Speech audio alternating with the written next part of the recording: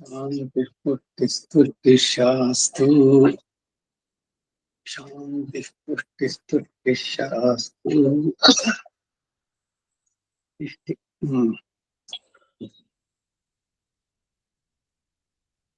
ಎಲ್ಲರಿಗೂ ಶುಭೋದಯ. ಇಂದಿನ ಪಂಚಾಂಗ ಕೋದಿನಾಮ ಸಂವತ್ಸರ ಉತ್ತರಾಯಣ ವಸಂತ ಋತೌ ಚೈತ್ರ ಮಾಸ ಕೃಷ್ಣ ಪಕ್ಷ ಗುರುವಾರ ದ್ವಿತೀಯ ವಿಶಾಖ ನಕ್ಷತ್ರ ವ್ಯತಿಪಾತ ಯೋಗ ತೈತುಲ ಕರಣ ಷಣ್ಣವತಿ ಶ್ರಾದ್ದದಲ್ಲಿ ವ್ಯತಿಪಾತ ಇದು ಒಂದು ತರ್ಪಣವನ್ನು ಬಿಡುವಂತದ್ದು. ಇವತ್ತು ಪ್ರಾತಃ ಅಂತ ಹೇಳಿದ್ರೆ ಸೂರ್ಯೋದಯ ಆದ್ಮೇಲೆನೆ ಮಾಡಬಹುದು. 96 ಶ್ರಾದ್ದಗಳಲ್ಲಿ ಇವತ್ತು ಕೂಡ 2 ವರ್ಗಕ್ಕೂ ಕೂಡ ತರ್ಪಣವನ್ನ ನೀಡುವಂಥದ್ದು. 28ಕ್ಕೆ ಮತ್ಸ್ಯ ಜಯಂತಿ ಇದೆ. ಸೊ ಅವತ್ತಿನ ದಿವಸ ಬೆಳಗ್ಗೆ 10:30 11 ಗಂಟೆಗೆ ನಿತ್ಯಾನುಸಂಧಾನ ಮತ್ತೆ ಆಳ್ವಾರುಗಳ ಮತ್ಸ್ಯ ಅನುಭವ ಅದನ್ನ ಅವತ್ತು ಅನುಸಂಧಾನ ಮಾಡೋಣ. ಇಷ್ಟು ಪಂಚಾಂಗ. ತಸ್ಮದ್ ಗುರುಭ್ಯೋ ನಮಃ. ಹರಿ ಓಂ. ಯಶ್ಚಂದಸಾಂ ವೃಷಭೋ ವಿಶ್ವರೂಪಃ ಛಂದೋಭ್ಯೋದ್ಯಮೃತಾತ್ ಸಂಬಭೂವ ಸಮೇಂದ್ರೋ ಮೇಧಯಾ ಶೃಣೋತು ಅಮೃತಸ್ಯ ದೇವಧಾರಣೋ ಭೂಯಾಸಂ ಶರೀರಂ ಮೇ ವಿಚರ್ಷಣಂ ಜಿಹ್ವಾ ಮೇ ಮಧುಮತ್ತಮಾ ಕರ್ಣಾಭ್ಯಾಂ ಭೂರಿ ವಿಶ್ವಂ ಬ್ರಹ್ಮಣ ಕೋಶೋಸಿ ಮೇಧಯಾ ಪೀತಾ ಶ್ರುತಂ ಮೇ ಗೋಪಾಯ. 2ನೇ ಕಾಂಡ 5ನೇ ಪ್ರಶ್ನೆ 8ನೇ ಅನುವಾಕ. ಅಯಜ್ಞೋಪಾಯೇಷಯೋ ಸಾಮಾಜ್ಞಾಯಾಯಿ ಭೀತಯ ಇತ್ಯಾಹ ರಥಂತರಸ್ಯೈಷ ವರ್ಣಸ್ತಂ ತ್ವಾ ಸಮಿದ್ಭಿರಂಗಿರ ಇತ್ಯಾಹ ವಾಮದೇವ್ಯಸ್ಯೈಷ ವರ್ಣೋ ಬೃಹದಗ್ನೇ ಸುವೀರ್ಯಮಿತ್ಯಾಹ ಬೃಹತ ಏಷ ವರ್ಣೋ ಯಥೇತಂ ತ್ರಿಚಮನ್ವಾಹ ಯಜ್ಞಮೇವ ತತ್ಸಮನ್ವಂತಂ ಕರೋತ್ಯಗ್ನಿರಮುಷ್ಮಿನ್ ಲೋಕ ಆಸೀದಾದಿತ್ಯೋಸ್ಮಿನ್ ತಾವಿಮೌ ಲೋಕಾವಶಾಂ ತಾವಾಸ್ತಾಂ ತೇ ದೇವಾ ಅಬ್ರುವನ್ಯೇತೆ ಮೌ ವಿಪರ್ಯೂಹಾಮೇತ್ಯಗ್ನ ಆಯಾಹಿ ವೀತಯಾ ಇತ್ಯಸ್ಮಿನ್ ಲೋಕೆ ಅಗ್ನಿಮಧುದುರ್ ಅದಧುರ್ಬೃಹದಗ್ನೇ ಸುವೀರ್ಯಮಿತ್ಯಮುಷ್ಮಿನ್ ಲೋಕ ಆದಿತ್ಯಂ ತಥೋ ವಾ ಇಮೌ ಲೋಕಾವಶಾಮ್ಯತಾಂ ಯದೇವ ಮನ್ವಾಹಾನಯೋರ್ಲೋಕಯೋ ಶಾಂತ್ಯೈ ಶಾಮ್ಯತೋಸ್ಮಾ ಇಮೌ ಲೋಕೌ ಯ ಏವಂ ವೇದ ಪಂಚದಶ ಸಾಮಿಧೇ ನೀರನ್ವಾಹ ಪಂಚದಶ ಅರ್ಧಮಾಸಸ್ಯ ರಾತ್ರಯೋರ್ಧಮಾಸಸ್ಯ ಮಾಸಶಃ ಸಂವತ್ಸರ ಆಪ್ಯತೆ ತಾಸಾಂ 3 ಚ ಶತಾನಿ ಷಷ್ಟಿಶ್ಚಾಕ್ಷರಾಣಿ ತಾವತಿ ಸಂವತ್ಸರಸ್ಯ ರಾತ್ರಯೋಕ್ಷರಶ ಏವ ಸಂವತ್ಸರಮಾಪ್ನೋತಿ ನೃಮೇಧಶ್ಚ ಪರುಚ್ಛೇಪಶ್ಚ ಬ್ರಹ್ಮವಾದ್ಯಮವದೇತಾಮಸ್ಮಿನ್ ದಾರಾವಾರ್ದ್ರೇ ಅಗ್ನಿಂ ಜನಯಾವಯತರೋ ನೋ ಬಹ್ಮೀಯಾನಿತಿ ನೃಮೇಧೋऽಭ್ಯವದತ್ ಸ ಧೂಮಮಜನಯತ್ ಪರುಚ್ಛೇಪೋऽಭ್ಯವದತ್ ಸೋऽಗ್ನಿಮಜನಯತ್ ಋಷ ಇತ್ಯಬ್ರವೀದ್ಯತ್ ಸಮಾವದ್ವಿದ್ವಕಥಾತ್ವಮಗ್ನಿಮಜೀಜನೋ ನಾಹಮಿತಿ ಸಾಮಿಧೇನೀನಾಮೇವಾಹಂ ವರ್ಣಂ ವೇದೇತ್ಯಬ್ರವೀದ್ ಯಘೃತವತ್ ಪದಮನುಚ್ಯತೆ ಸ ಆಸಾಂ ವರ್ಣಸ್ತಂ ತ್ವಾ ಸಮಿದ್ಭಿರಂಗಿರ ಇತ್ಯಾಹ ಸಾಮಿಧೇನೀಶ್ವೇವ ತಜ್ಜ್ಯೋತಿರ್ಜನಯತಿ ಶ್ರಿಯಸ್ತೇನ ಯದೃಚ ಸ್ತ್ರಿಯಸ್ತೇನ ಯದ್ಗಾಯತ್ರಿಯಸ್ತ್ರಿಯಸ್ತೇನ ಯತ್ಸಾಮಿಧೇನ್ಯೋ ವೃಷಣ್ವತಿ ಮನ್ವಾಹ ತೇನ ಪುಗ್ಗಸ್ವತೀಸ್ತೇನ ಸೇಂದ್ರಾಸ್ತೇನ ಮಿಥುನ ಅಗ್ನಿರ್ದೇವಾನಾಂ ದೂತ ಆಸೀದುಷನ ಕಾವ್ಯೋಸುರಾಣಾಂ ತೌ ಪ್ರಜಾಪತಿಂ ಪ್ರಶ್ನಮಯಿತಾಗಂ ಸ ಪ್ರಜಾಪತಿರಗ್ನಿಂ ದೂತಂ ವೃಣೀಮಃ ಇತ್ಯಭಿಪರ್ಯಾವರ್ತತ ತतो ದೇವಾ ಅಭವನ್ ಪರಾಸುರಾ ಯಸ್ಯೈವಂ ವಿದುಷೋऽಗ್ನಿಂ ದೂತಂ ವೃಣೀಮಃ ಇತ್ಯನ್ವಾಹ ಭವತ್ಯಾತ್ಮನಃ ಪರಾ ಆಸ್ಯ ಭ್ರಾತೃವ್ಯೋ ಭವತ್ಯಧ್ವರವತಿ ಮನ್ವಾಹ ಭ್ರಾತೃವ್ಯಮೇವೈತಯಾ ಆಧ್ವರತಿ ಶೋಚಿಷ್ಕೇಶಸ್ತಮೀಮಹ ಇತ್ಯಾಹ ಪವಿತ್ರಮೇವೈತದ್ಯಜಮಾನಮೇವೈತಯಾ ಪವಯತಿ ಸಮಿद्धೋ ಅಗ್ನ ಆಹುತೇತ್ಯಾಹ ಪರಿಧಿಮೇವೈತಂ ಪರಿದಧಾತ್ಯಸ್ಕಂದಾಯ ಯದತ ಊರ್ಧ್ವಮಭ್ಯಾದದ್ಯಾದ್ಯತ ಬಹಿಃ ಪರಿಧಿ ಸ್ಕಂದತಿ ತಾದೃಗೇವ ತತ್ರಯೋ ವಾ ಅಗ್ನಯೋ ಅವ್ಯವಾಹನೋ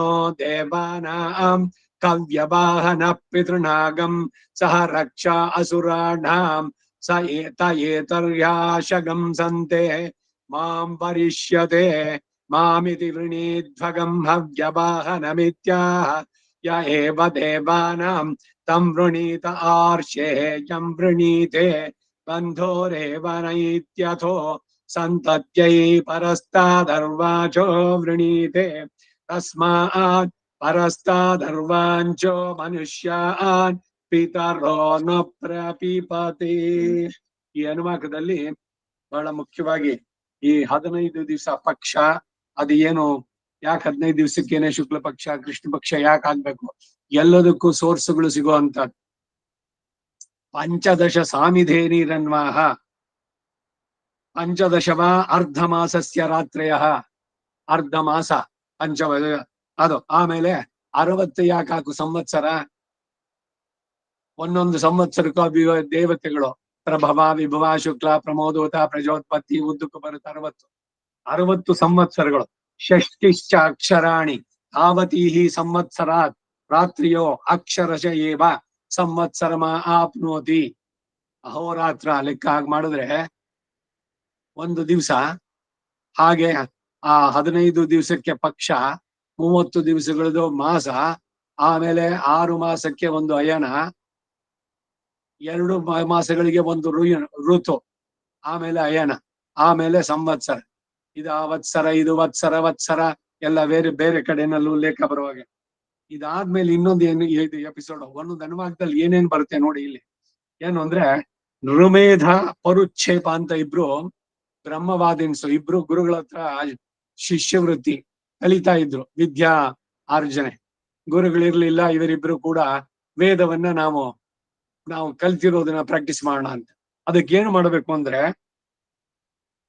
ಅಸ್ಮಿನ್ ದಾರ ಆರ್ದ್ರೇ ಅಗ್ನಿಂ ಜನಯತ, ಸೌದೆ ತಗೊಂಡು ನೀರಿನಲ್ಲಿ ಚೆನ್ನಾಗಿ ನೆನೆಸ್ಬಿಟ್ಟು ಇಟ್ಬಿಟ್ಟು ವೇದ ಹೇಳಿದ್ರೆ ಅದು ಹತ್ಕೋಬೇಕು.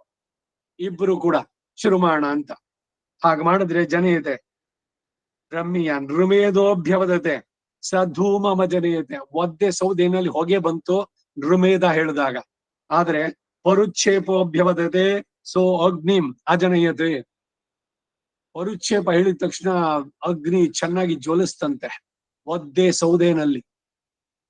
ದಾರುಮಯಂ ವಾ ಅಗ್ನಿ, ಬೆಂಕಿ, ಮರದಲ್ಲಿ ಬೆಂಕಿ ಇದೆ, ಘರ್ಷಣೆಯನ್ನು ಮಾಡಿದ್ರೆ ಬರುವಂತಹದ್ದು ಅರಣಿ, ಅದು ಕಡಿಯೋದು ಮಥನ ಅಂತ ಹೇಳುವಂತಹದ್ದು. ಇಲ್ಲಿ ಕೂತ್ಕೊಂಡು ವೇದವನ್ನ ಹೇಳಿದ್ರೆ ಬೆಂಕಿ ಹತ್ಕೊಳ್ಬೇಕು. ಪರುಚ್ಛೇಪ ಯಾವಾಗ ಹೇಳಿದಾಗ ಬೆಂಕಿ ಹತ್ಕೊಂತು, ನೃಮೇಧ ಅವನಿಗೆ ನಮಸ್ಕಾರ ಮಾಡ್ದ. ನೀನು ಮಹಾನ್, ನೀನು ವೇದವನ್ನು ಚೆನ್ನಾಗಿ ದೃಢವಾಗಿ ಕಲ್ತಿದ್ದೀಯಾ, ನೀನು ನನಗೆ ಏನು, ನಾನು ನಿನ್ನ ಶಿಷ್ಯನಾಗ್ತೇನೆ ಅಂತಾನೆ. ಆ ಒಂದು ಕತೆ ಉಪನಿಷತ್ತಿನಲ್ಲೂ ಬರುವಂತಹದ್ದು, ಇಲ್ಲಿ ವೇದದಲ್ಲಿ ಅದರ ಉಲ್ಲೇಖ ಹೇಳ್ತಾರೆ. ಅಂದ್ರೆ ವೇದವನ್ನ ಎಷ್ಟು ಸರಿಯಾಗಿ ಹೇಳ್ಬೇಕು, ಸ್ವರ ಸಹಿತವಾಗಿ. ಆ ಸೌಂಡ್ ವೇವ್ಸ್, ಉದಾತ್ತ ಅನುದಾತ್ತ, ಸ್ವರಿತ ಪ್ರಜಯ, ಅಲ್ಪ ಪ್ರಾಣ ಮಹಾಪ್ರಾಣ, ಹ್ರಸ್ವ ದೀರ್ಘಗಳು, ಪದಗಳನ್ನ ಅರ್ಥ ಮಾಡ್ಕೊಂಡು ಅದರಲ್ಲಿ ಮನಸ್ಸಿಟ್ಟು ಸಡಂಗ ಸಹಿತವಾದ ವೇದ ಆ ರೀತಿ ಅಧಿಕರಿಸಿದ್ರೆ ಏನೆಲ್ಲ ಮಾಡೋದಕ್ ಸಾಧ್ಯ ವೇದದಲ್ಲಿ ಅನ್ನೋದಕ್ಕೆ ಉದಾಹರಣೆ. ಆಮೇಲೆ ಮುಂದಕ್ಕೆ ಏನು ಬಂತು ಅಂದ್ರೆ ಇಲ್ಲಿ ಸಗೋತ್ರ ವಿವಾಹ ಕೂಡದು. ಅದಕ್ಕೆ ಆಧಾರ ಇಲ್ಲಿ ಕೊಡ್ತಾ ಇದೆ ಕಡೆಯಲ್ಲಿ. ಸಂತತ್ಯೈ ಪರಸ್ತಾದರ್ವಾಚೋ ವೃಣೀತೆ ಯ ಏವ ದೇವಾನಾಂ ತಂ ವೃಣೀತ ಆರ್ಷೇಯಂ ವೃಣೀತೆ ಬಂಧೋರೇವ ನ ಇತಿ. ಅಥೋ ಬಂಧುಗಳಲ್ಲಿ ವಿವಾಹ ಆಗಬಾರದು. ಮಾವನ ಮಗಳು ಇದೆಲ್ಲ ಮಾಡ್ತಾರಲ್ಲ ಅದೆಲ್ಲ ಕೂಡುದು. ಜೊತೆಗೆ ಸಗೋತ್ರ ಕೂಡುದು. ಯಾಕೆ ಅಂದ್ರೆ ಮ್ಯಾರೇಜ್ ಬಿಟ್ವೀನ್ ಕಸಿನ್ಸು ಆಗ್ಬಿಡತ್ತೆ. ಅದಕ್ಕೆ ಗೋತ್ರಗಳದು ಬೇಡ ಅಂತ. ಇನ್ನೂ ವಿಶೇಷ ಏನು ಅಂದ್ರೆ ಒಂದೊಂದು ಗೋತ್ರದಲ್ಲಿ ಮತ್ತೆ ಮತ್ತೆ ಬರುವಂತದ್ದು. ಇವಾಗ ಭಾರ್ಗವ ಗೋತ್ರ, ಜಾಮದಜ್ಞ, ಭಾರ್ಗವ, ಜಾಮದಜ್ಞ ಇದೆಲ್ಲ ಹೇಳ್ಬೇಕಾದ್ರೆ ಶ್ರೀವತ್ಸ ಗೋತ್ರದಲ್ಲಿ ಈ ಸಬ್ ಗೋತ್ರಗಳಲ್ಲೂ ಕೂಡ ಮಾಡಬಾರದು. ಸರಿಯಾದಂತಹ ಒಳ್ಳೆಯ ಸಂತತಿ, ಆ ಕುಲಕ್ಕೆ ಒಳ್ಳೆಯ ಇದು ಬರಬೇಕು ಅಂತಂದ್ರೆ ಸಗೋತ್ರದ ವಿವಾಹ ಕೂಡ್ದು ಅನ್ನೋದಕ್ಕೆ ಇಲ್ಲಿ ಆಧಾರ. ಬೇರೆ ಜಾತಿ ಹೆಣ್ಣನ್ನ ಮದುವೆ ಆದ್ರೆ ಅವನಿಗೆ ಜನ್ಮಾಂತರದ ಪಾಪಗಳು ಘಟಿಸುತ್ತೆ ಅಂತ. ವರ್ಣಸಂಕರ ಸ್ತ್ರೀಷು ದುಷ್ಣೇಶು ವಾರ್ಷ್ಣೇಯ ಜಾಯತೆ ವರ್ಣಸಂಕರ ಸಂಕರೋ ನರಕಾಯ ಇವ ಕುಲಘ್ನಾನಾಂ ಕುಲಸ್ಯ ಚ ಪದಂತಿ ಪಿತರೋ ಹ್ಯೇಷಾಂ ಲುಪ್ತ ಪಿಂಡೋದಕ ಕ್ರಿಯಾ. ಒಂದು ಹೆಣ್ಣು ಕೆಟ್ರೆ ಆ ಕುಲವೇ ಹಾಳಾಗತ್ತೆ. ಎಲ್ಲರೂ ನರಕಕ್ಕೆ ಹೋಗ್ತಾರೆ, ಪಿತೃದೇವತೆಗಳೆಲ್ಲ ಅಂತ ಬರುತ್ತೆ. ಲುಪ್ತ ಪಿಂಡೋದಕ ಕ್ರಿಯಾ. ಯಾಕೆ ಇವ್ರು ಮಾಡ್ತಾರಲ್ಲ ಶ್ರಾದ್ದನ ಅಂದ್ರೆ ಆ ಶ್ರಾದ್ದ ಸ್ವೀಕಾರ ಮಾಡೋಲ್ಲ ಅವರು. ಯಾವಾಗ ಇಂಟರ್ ಕ್ಯಾಸ್ಟ್ ಮ್ಯಾರೇಜ್ ನವರು ಮಾಡಿದ್ರೆ ಬಹಳ ವೈಭವದಿಂದ ನಾವು ಶ್ರಾದ್ದ ನಡೆಸ್ತೀವಿ. ಎಷ್ಟು ತೀವ್ರ ಇದು. ಬರೀ ನಾವು ಈ ಲೋಕದಲ್ಲಿ ಮಾತ್ರ ನೋಡ್ತೀವಿ. ಏನು marriage between Brahmin, Christian, Muslim, ಅವರೋ ಇವರೋ ಯಾರೋ XYZ ಯಾವುದೇ ಮಾಡ್ಕೊಂಡ್ರು ಕೂಡ ಅನರ್ಥಕ್ಕೇನೆ ಅದು. ಅದರಲ್ಲಿ ಪರವಾಗಿಲ್ಲ ಅದು ಇದು ಅಂತಿಲ್ಲ. ಪ್ರತಿಲೋಮ ಅನುಲೋಮ ಯಾವ ಲೋಮನೂ ಕೂಡ ಆಗಬಾರದು. ಇನ್ನು ಎಷ್ಟರ ಮಟ್ಟಿಗೆ ಅಂತಂದ್ರೆ ಅವರವರ ಸಂಪ್ರದಾಯ ಬಿಟ್ಟು ಬೇರೆದೇ ಬೇಡ ಅಂತ ಅನ್ನೋಷ್ಟು ಮಟ್ಟಿಗೆ ಶುದ್ಧವಾಗಿರೋದು. ಯಾಕೆಂದ್ರೆ ಅವರವರಲ್ಲಿ ಈಗೋ ಇಷ್ಟು ಕ್ಲಾಶಸ್ ಆಗೋದು ಬೇಡ. ಒಂದು ತೆಂಗಲೆ ಒಂದು ಒಡೆಗಲೆ ಮದುವೆ ಆಯ್ತು ಅಂತಂದ್ರೆ ನಂದೇ ಸರಿ ಅಂತ ಅವ್ರವ್ರ ಕಚ್ಚಾಟ. ಏನೋ ಈ ರೀತಿ ಆಚರಣೆ ಆಗ್ಬೇಕು ಅಂತ ಅಂದ್ಬಿಟ್ಟು ಅಂತ. ಅದನ್ನೇ ಬೇಡ ಅಂತ ಇದ್ದಿದ್ದಂತಹದ್ದು ಕಾಲ. ಈಗೇನು ಅಂದ್ರೆ ಇದು ಇಲ್ಲ, ಸೋತ್ಕೊಂಡು ಹೋಗಿ ಒಂದ್ ಮ್ಯಾರೇಜ್ ಸಕ್ಸಸ್ಫುಲ್ ಆಗ್ಬೇಕು ಅಂತಂದ್ರೆ ಇಬ್ರು ಹೊಡೆದಾಟಕ್ಕೆ ನಿಂತ್ಕೊಂಡ್ರೆ ಮುಗೀತು. ಯಾರು ಒಬ್ರು ಸೋಲ್ಬೇಕು, ಇಲ್ಲ ಪುರುಷನೋ ಇಲ್ಲ ಸ್ತ್ರೀನೋ. ಪುರುಷ ಸೋತ್ರೆ ಅವನ ಅಮ್ಮ ಅವರ ಗಂಡ, ಸ್ತ್ರೀ ಸೋತ್ರೆ ಅವಳಿಗೆ ಶ್ರೇಯಸ್ಸು. ತಮಾಷೆ ನೋಡಿ. ಹೀಗೆ ಮನೆ ಕುಟುಂಬ ಅನ್ನೋದು ಪ್ರಧಾನವಾಗ್ಬೇಕೇ ಹೊರತು ಇವರು ಪರ್ಸನಲ್ ಅಲ್ಲ. ಮಕ್ಕಳು ಆಗಿರುತ್ತೆ ಸಹಜವಾಗಿ, ದೈಹಿಕವಾದಂತಹದ್ದು ಸೃಷ್ಟಿಯ ಕ್ರಮ. ಅವ್ರ ಮನಸ್ಸಿಗೆ ಹೊಂದಾಣಿಕೆ ಇಲ್ದಿದ್ರು ಕೂಡ ಮಕ್ಕಳಾಗಿರುತ್ತೆ. ಆ ಮಕ್ಳ ಕತೆ ಏನು? ಇವನು ಬೇರೆ ಅವನು ಬೇರೆ ಡೈವರ್ಸ್ ಆದ್ರೆ ಕುಟುಂಬದ ಎಲ್ಲಿ ಹೋಯ್ತು ಅಲ್ಲಿಗೆ ಹೋಗ್ಲಿ. ಇವರಿಗೆ ಈ ಲೋಕದಲ್ಲಿ ಏನೋ ಸುಖ ಸಿಕ್ತು, ಏನೋ ದುಡ್ಡು ಸಂಪಾದನೆ ಮಾಡ್ತಾರೆ, ಇಬ್ರು ಸಾಫ್ಟ್ವೇರ್ ಮತ್ತೊಂದು. ಇವನು ಬಿಟ್ರೆ ಇನ್ನೊಬ್ಬ, ಅವನು ಬಿಟ್ರೆ ಮತ್ತೊಬ್ಬ.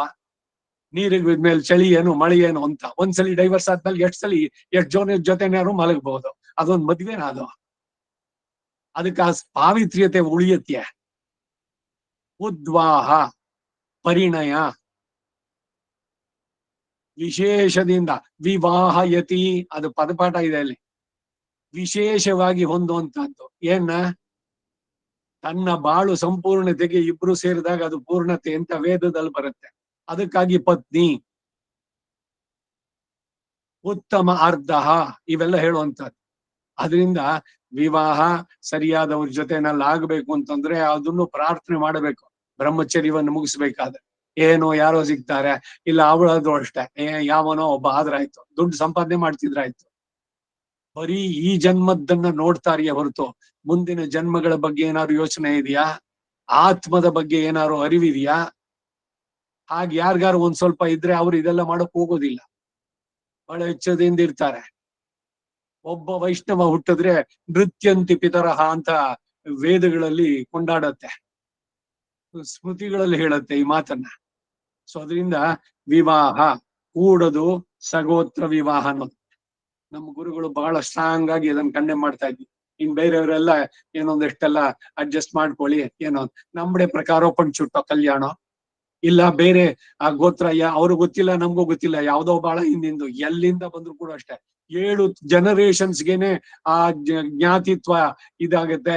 10 ಆದ್ಮೇಲೆ ಬಿಡುತ್ತೆ ಅಂತೆಲ್ಲ ಇರ್ಬೇಕಾದ್ರೆ ನಮಗ್ ಗೊತ್ತಿದೆಯಾ? ಈಗ 7-10 ಜನರೇಷನ್ ನನ್ನ ತಂದೆ ಅವ್ರ ತಂದೆ ಅಂತ ಈಗ ತಗೊಂಡೋಗಿ ಅವ್ರ ಕಸಿನ್ಸು ಬ್ರದರ್ಸು ಎಲ್ಲ ಅವರೆಲ್ಲ ಆ ಇದಕ್ ಬರ್ತಾರೆ. ಇದಕ್ಕಾಗಿನೇ ವಂಶವೃಕ್ಷವನ್ನ ಮೈಂಟೈನ್ ಮಾಡ್ತಾ ಇದ್ದಿದ್ದು. ಯಾರನ್ನೋ ನಾವು ಮಾತಾಡ್ಸಿಲ್ಲ ಅಥವಾ ಇದಕ್ಕೆ ಅಂತಂದ್ರೆ ಎಲ್ಲೆಲ್ಲಿಂದ ನಾವು ಹುಡುಕೊಂಡ್ರು ಬರುತ್ತೆ. ಸಗೋತ್ರ ವಿವಾಹ ವೇದ ಸಮ್ಮತವಲ್ಲ ಅಷ್ಟೇ, ಅದು ರೂಲ್, ವೇದದಲ್ಲಿ ಬಂದಂತದ್ದು. ವೇದವನ್ನು ಅತಿಕ್ರಮಿಸಿ ಇಲ್ಲ. ಶ್ರುತಿ ಸ್ಮೃತಿ ಅಮವಾಯುವಾಜ್ಞ ಶಾಸ್ತ್ರಂ ಪ್ರಮಾಣಂ ಅಂತ ಎಲ್ಲದೂ ಕೇಳೋದು. ಈ ಶಾಸ್ತ್ರ ಅನ್ನೋದೇನೋ ಭಗವಂತನೇ ಮಾಡಿದ್ದು, ಆ ಭಗವಂತನ ಮಾತೆ ಇದು. ಅವನು ಹೇಳ್ತಾನೆ ಈ ಸಗೋತ್ರ ವಿವಾಹಗಳು ಬೇಡ ಅಂತಂದ್ಬಿಟ್ಟು. ಸೊ ಈ ಎಲ್ಲ ವಿಷಯಗಳು ಈ ಅನುವಾಗದಲ್ಲಿ ಬಂದದ್ದು. ಸರಿ, ಹೇಳಿ.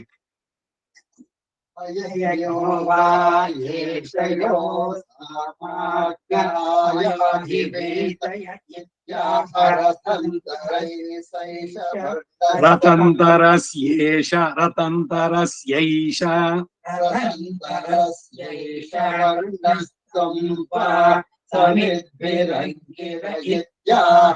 ವಾಮದೇವ್ಯಸ್ಯೈಷ ವರ್ಣೋ ಬೃಹದಗ್ನೇ ಸುವೀರ್ಯವಿದ್ಯಾಃ ಬೃಹತ ಏಷ ವರ್ಣೋ ಯಜೇತಂ ತ್ರಿಷಮನ್ವಾಹ ಯಜ್ಞಮೇವ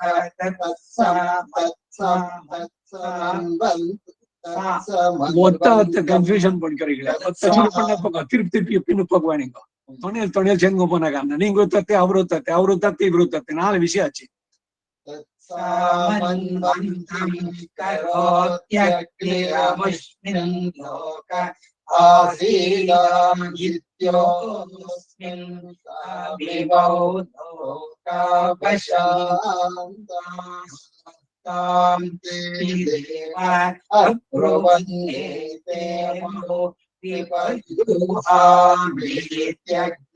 आयाहि वीतय यस्मिन् लोके निमदधुर्बृहदग्ने सुवीर्यमित्यमुष्मिन् लोक आदित्यं ततो वा इमो लोका वशाम्यताम् यदेव मन्वाहानयो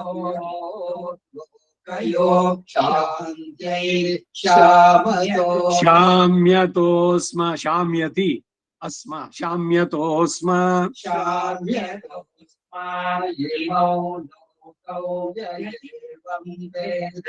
पंचदश पंचदश वा अनर्धमासस्य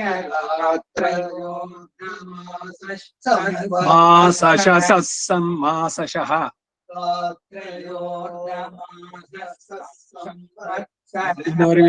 रात्रयोर्धमासशः संवत्सर आप्यते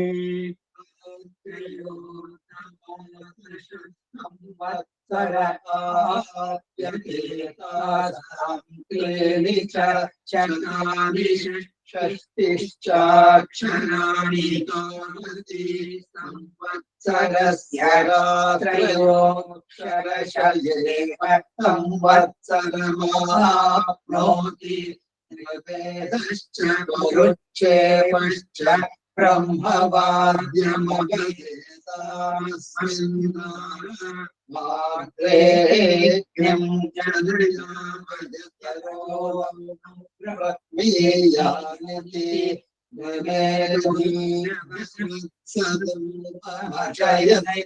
अजनयत् साधो मम जनयत् अंगिनमे साधो मम जनयत् ಇಲ್ಲ ತಪ್ಪಂಗಿರಿಯೋ ಅಭ್ಯವದತೆ ನಿಂಗೆ ಹಂಗಿನ್ನ ಚೆನ್ನಾಗಿ ಪರ್ಮಾಯಿನ್ ತಿಂತಿ ಎದ್ದುಕೋ ನಿಂಗೋ ಹಂಗೆ ಋಮೇಧೋ ಅಭ್ಯವದತೆ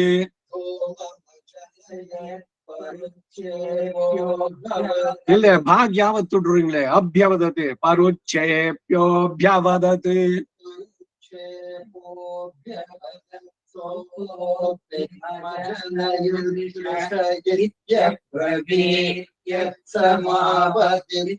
समावद्विद्व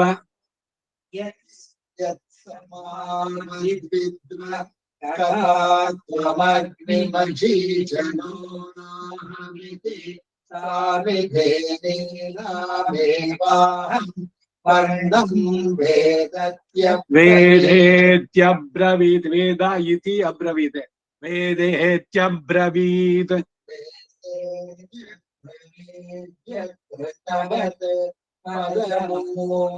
ಪದಮನೋಚ್ಯತೆ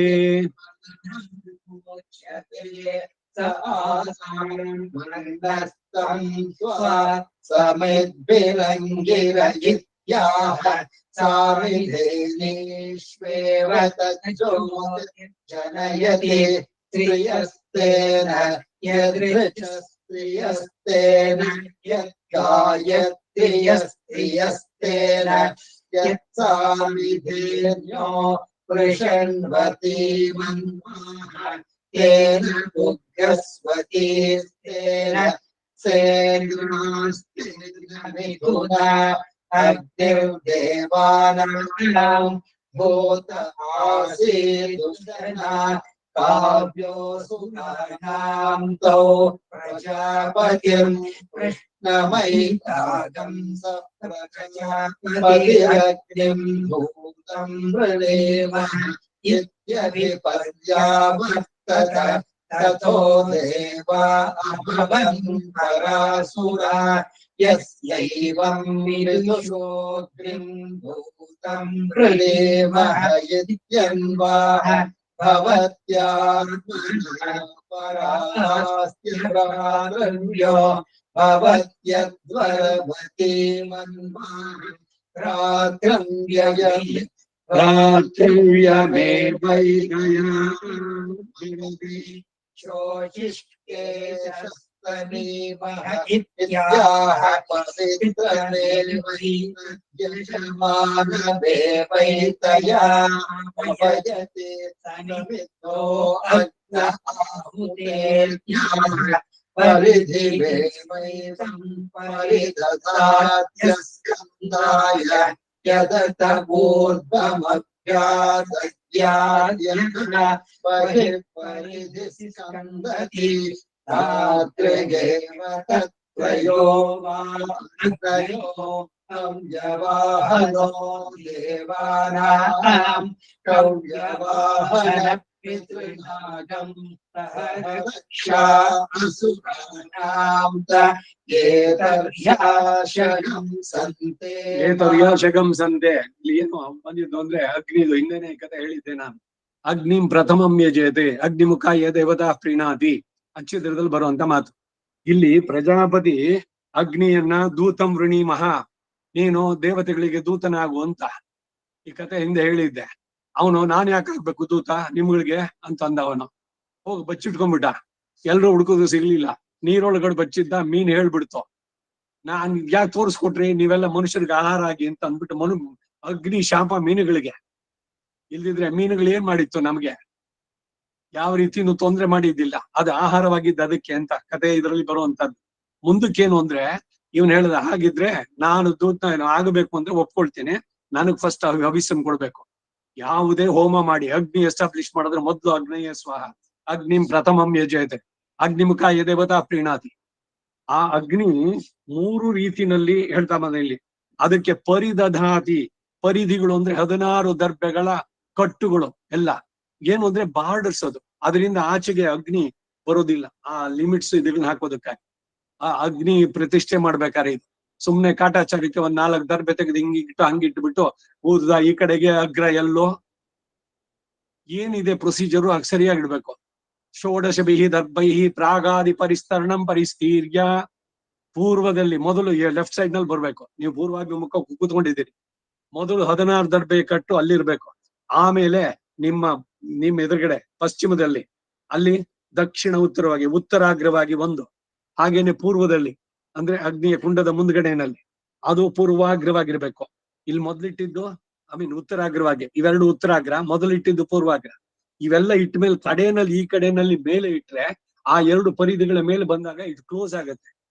ಗೇಟ್ ಕ್ಲೋಸ್ ದಕ್ಷಿಣದ್ದು, ಉತ್ತರದ್ದು ಓಪನ್. ದೇವತೆಗಳಿಗೆ ಹವ್ಯಸ್ ಕೊಡೋದು.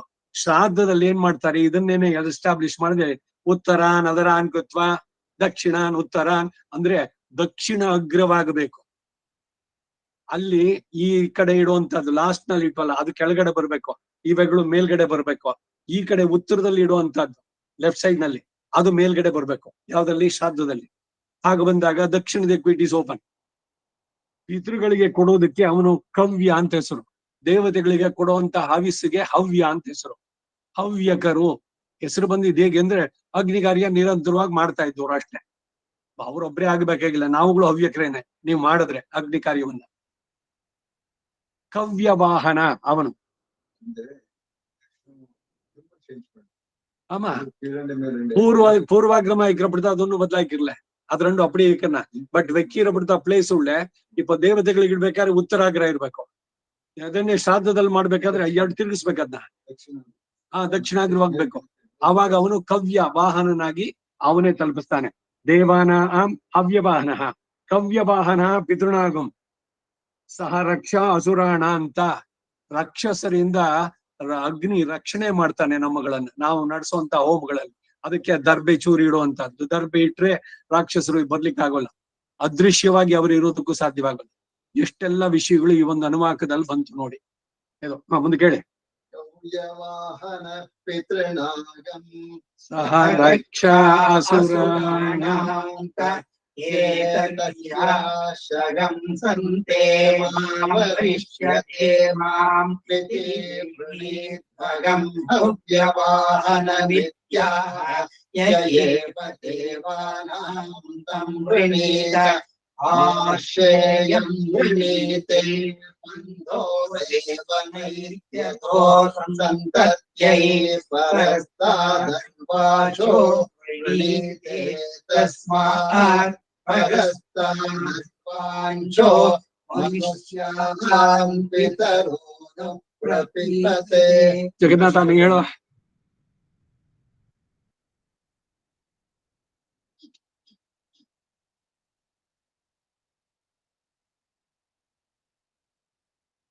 ಕೇಳಿಸ್ತಾ ಜಗನ್ನಾಥ್?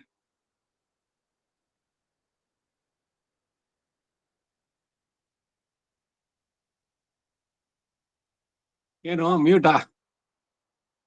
ಸರಿ ನೀವ್ ಹೇಳಿ.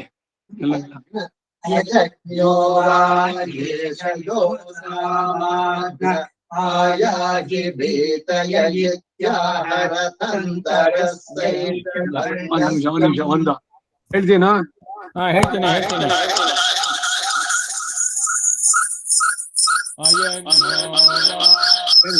ಎರಡು ಓಪನ್ ಮಾಡಿದೀಯಾ? ಒಂದನ್ ಮ್ಯೂಟ್ ಮಾಡೋ, ಇನ್ನೊಂದನ್ ಮಾಡೋ, ಫ್ಯಾನ್ ಆಫ್ ಮಾಡೋ, ಮೈಕ್ ಹತ್ರ ಇಟ್ಕೋ, ಹೇಳು. ಎರಡು ಇದನ್ನ ಓಪನ್ ಮಾಡ್ಕೊಂಡ್ರೆ ಅಲ್ಲೇನೆ ಒಂದಕ್ಕೊಂದಕ್ಕೆ ಇದು ಇದಾಗತ್ತೆ ಮೊಬೈಲ್.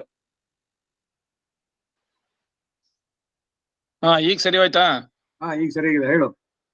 ಅಯಜ್ಞೋ ವಾ ಯೇಷಯೋ ಸಾಮಾಜ್ಞ ಆಯಾಹಿ ವೀತಯ ಇತ್ಯಾಹ ರಥಂತರಸ್ಯೈಷ ವರ್ಣಸ್ತಂ ತ್ವಾ ಸಮಿದ್ಭಿರಂಗಿರ ಇತ್ಯಾಹ ವಾಮದೇವ್ಯೈಷೈಷ ವರ್ಣೋ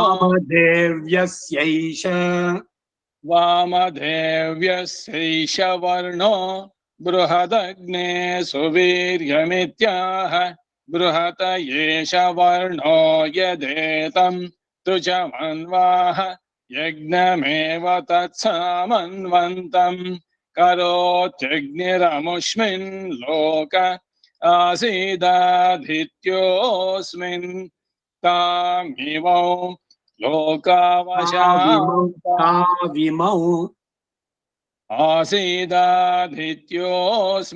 ತಾವಿಮೌ ಲೋಕಾವಶಾಂತವಾಸ್ತಾಂತೆ ದೇವಾ ಅಬ್ರುವನ್ನೇ ತೇಮೋ ವಿಪರ್ಯೂಹಾಮೇತ್ಯಗ್ನ ಆಯಾಹಿ ವೀತಯ ಇತ್ಯಸ್ಮಿನ್ ಲೋಕೇऽಗ್ನಿಮದಧರ್ ಬೃಹದಗ್ನೇ ಸುವೀರ್ಯಮಿತ್ಯಮುಷ್ಮಿನ್ ಲೋಕ ಆಧಿತ್ಯಂ ತತೋ ವಾ ಇಮೌ ಲೋಕಾವಶ್ಯಾಮ್ಯತಾಂ ಯದೇವಮನ್ವಾಹಾನಯೋರ್ಲೋಕಯೋಶ್ಯಾಂತ್ಯೈ ಶಾಮ್ಯತೋಸ್ಮ ಇಮೌ ಲೋಕೌ ಯ ಏವಂ ವೇದ पञ्चदश सामिधेनिरन्वाः पञ्चदश वा अर्धमासस्य रात्रयोर्धमासशत्संवत्सर आप्यते तासां त्रीणि च शतानि षष्टिश्चाक्षराणि तावती संवत्सरस्य रात्रयोऽक्षरश एव संवत्सरमाप्नोति नृमेधश्च परुश्चेपश्च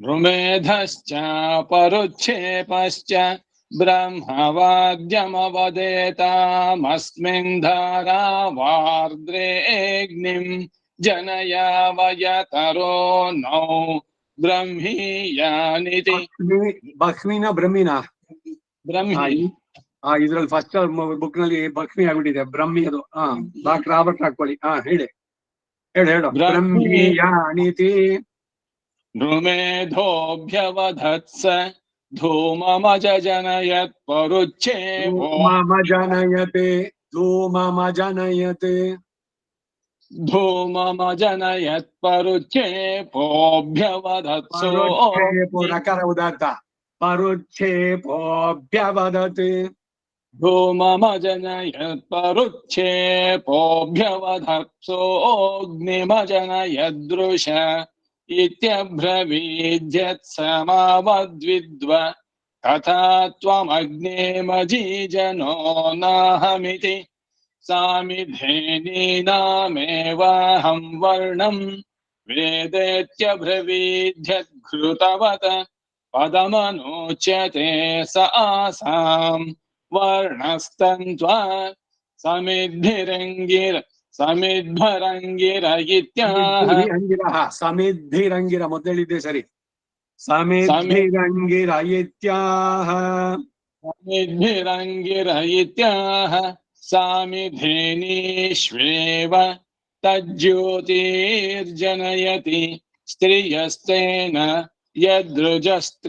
ಜ್ಯೋತಿಗೆ ಇದಿದ್ಯಾ ಸ್ವರಿತ ಇದೆಯಾ ಅಲ್ಲಿ ಅದಕ್ಕೆ ತಜ್ಜ್ಯೋತಿ ಜ್ಯೋತಿಗೆ ಇದು ಉದಾತ್ತ ತಪ್ಪು ಜ್ಯೋತಿ ದೀರ್ಘ ಇದೆಯಾ ಜ್ಯೋತಿರ್ಜನಯತಿ ಜ್ಯೋತಿರ್ಜನಯತಿ ಅಷ್ಟೇ ಜ್ಯೋತಿ ಜನಯತಿ ಇಲ್ಲ ಇಲ್ಲ ತಜ್ಜ್ಯೋತಿರ್ಜನಯತಿ स्त्रियस्तेन यदृचस्त्रियस्तेन यद्गायत्र्यस्त्रियस्तेन यत्सामिधेन्यो रुषण्वती मन्वाः तेन पुग्धस्वतीस्तेन सेन्द्रास्तेन मिथुना अग्निर्देवानां दूत आसीदुषना काव्योऽसुराणाम् तौ प्रजापतिं प्रश्नमयितागम् स प्रजापतिरग्निं दूतं वृणीमः इत्यभिपर्यावर्तत ततो देवा अभवन् परासुरा यस्यैवं विदुषोऽग्निं दूतं वृणीमः इत्यन्वाह भवत्यात्मना परास्य भ्रातृव्यो भवत्यध्वरवती मन्वाः भ्रातृव्यमेवैतयाध्वरति शोचिष्केशस्तमीमः इत्याह पवित्रमेवैतद्यजमानमेवैतया पवयति समिद्धो अग्न आहुतेत्याह परिधिमेवैतं परिदधात्यस्कन्दाय यदत ऊर्ध्वमभ्यादध्याध्यथा बहिः परिधिः स्कन्धति तादृगेव तत्प्रयो वा अग्नयो हव्यवाहनो देवानां कव्यवाहनपितॄणागम् सह रक्ष असुराणाम् तयेतार्ह्यशगं सन्ते तयेतर्ह्याशगं सन्ते येतर्ह्याशगं सन्ते मां वरिष्यते मामिति ऋणीध्वगं हव्यवाहनामित्याह य एव देवानां तं वृणीत आर्षेयं वृणीते बन्धोरेव नैत्यथो सन्तत्यै परस्तादर्वाचो वृणीते तस्मात् परस्तादर्वाञ्जो मनुष्यान् पितरो नो प्रपिपते आशान्तावाह पञ्चदशा ब्रवीदन्वाहैतया वरिष्यते मामेकान्न त्रिगंशच्च आशान्तावाह पञ्चदश प्रवीदन्वाहैतया वरिष्यते मामेकानत्रिंशच्च अग्ने महागम ಹೇಳು ನೀನು आशान्तावाह पञ्चदश ब्रवीदन्वाहैतया वरिष्यते मामेकान्न त्रिगंशच्च अग्ने महागमसीत्याह महान् एष यदग्निर्ब्राह्मणेत्याह ब्राह्मणो केश भारतेत्या ऐष हि देवेभ्यो हव्यं भरति देवेद्ध इत्याह देवाह्येतमैन्धत मन्विद्ध इत्याह मनुर्ह्येतमुत्तरो देवेभ्य ऐन्धर्षिष्ठुत ಇತ್ಯಾಹರ್ಷಯೋ ಇಲ್ಲೆಲ್ಲ ಅರ್ಕವ ತೆಗೆದಾಗತ್ತೆ ಇಲ್ದಿರಿ ಇವ್ರಿಗೆಲ್ಲ ಕನ್ಫ್ಯೂಷನ್ ಇತ್ಯಾಹರ್ಷಯೋ ಪದ ಬಿಡಿಸೋದ ಅರ್ಹತ ಅರ್ಕಾವತ್ವ ಇತ್ಯಾಹರ್ಷಯೋ ಕೇತಮಸ್ತುವನ್ ವಿಪ್ರಾನುಮದಿತ ಇತ್ಯಾಹ ವಿಪ್ರಾಕೇತೆ ಯಚ್ಛುಶ್ರುವಾಗಂ ಸಃ ಕವಿಶಸ್ತ ಇತ್ಯಾಹ ಕವಯೋ ಕೇತೆ ಯಚ್ಛುಶ್ರುವಾಗಂ ಯತ್ ಶುಶ್ರುವಾಗಂ ಯಚ್ಛುಶ್ರುವಾಗಂ ಸೋ ಬ್ರಹ್ಮಸಗಂಶಿತ ಇತ್ಯಾಹ ಬ್ರಹ್ಮಸಗಂಶಿತೋ ಕೇಶ ಘೃತಾಹವನ ಇತ್ಯಾಹ ಘೃತಾಹುತಿರ್ಹ್ಯಸ್ಯ ಪ್ರಿಯತಮಾ ಪ್ರಣೀರ್ಯಜ್ಞಾನಾಮಿತ್ಯಾಹ ಪ್ರಣೀರ್ಹ್ಯೇಷ ಯಜ್ಞಾನಾಗಂ ರತಿರಧ್ವರಾಣಾಮಿತ್ಯಾೈಷೈ ದೇವರಥೋ ತೂರ್तो ಹೋತೇತ್ಯಾಹ ನಖ್ಯೇದಂ ಕಶ್ಚನ ತರತಿ ತೋರ್ಣಿರ್ಹವ್ಯವಾಡಿತ್ಯಾಹ ಸರ್ವಗಖ್ಯೇಷ ತರತ್ಯಾಸ್ಪಾತ್ರಂ ಜುಹೋರ್ದೇವಾನಾಮಿತ್ಯಾಹ ಜುಹೋರ್ಹ್ಯೇಷ ದೇವಾನಾಂ ಚಮಸೋ ದೇವಪಾನ ಇತ್ಯಾಹ ಚಮಸೋ ಕೇಶ ದೇವಪಾನೋ ರಾಗಂ ಇವಾಗ್ನಿ ನೇಮಿರ್ದೇವಾಗಸ್ತ್ವಂ ಪರಿಭೋರಸೀತ್ಯಾಹ ದೇವಾನ್ಯೇಷ ಪರಿಭೋರ್ಯದ್ಬ್ರೂಯಾದಾವಃ ದೇವಾನ್ ದೇವಯತೆ ಯಜಮಾನಾಯೇತಿ ಭ್ರಾತೃವ್ಯಮಸ್ಮೈ ಜನಯೇದಾವಃ ದೇವಾನ್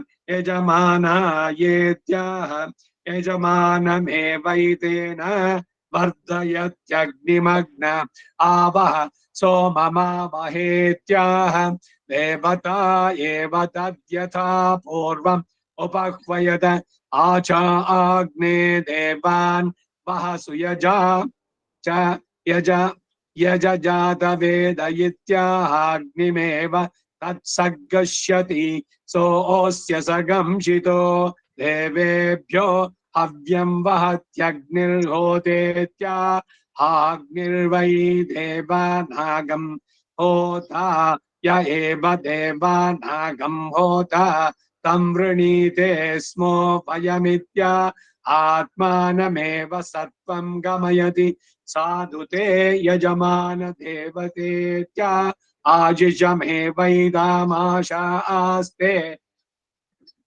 यद्ब्रूयाद्यो अग्निगं होतारमवृथा इत्यग्निनो भयतो यजमानं परिगृह्णीया प्रमायुकस्याद्यजमान देवत्या वै जुहोर्भ्रातृव्यदेवत्योपभृत् यद्वे इव ब्रूयात् भ्रातृव्यमस्मै जनयेत् गतवती मध्वर्यो सृजमास्य स्वेत्याह यजमानमेवैतेन वर्धयति देवायुवमित्याह देवान् हेशावति विश्ववारामित्याह विश्वगह्येशावतीडामहै देवागम् ईडेन्य आन्नमस्या मनमस्याने यजाम यज्ञियानित्याह मनुष्या वा ईडेन्य आपितरो नमस्या देवा यज्ञिया देवता एव तद्यथा भागं यजति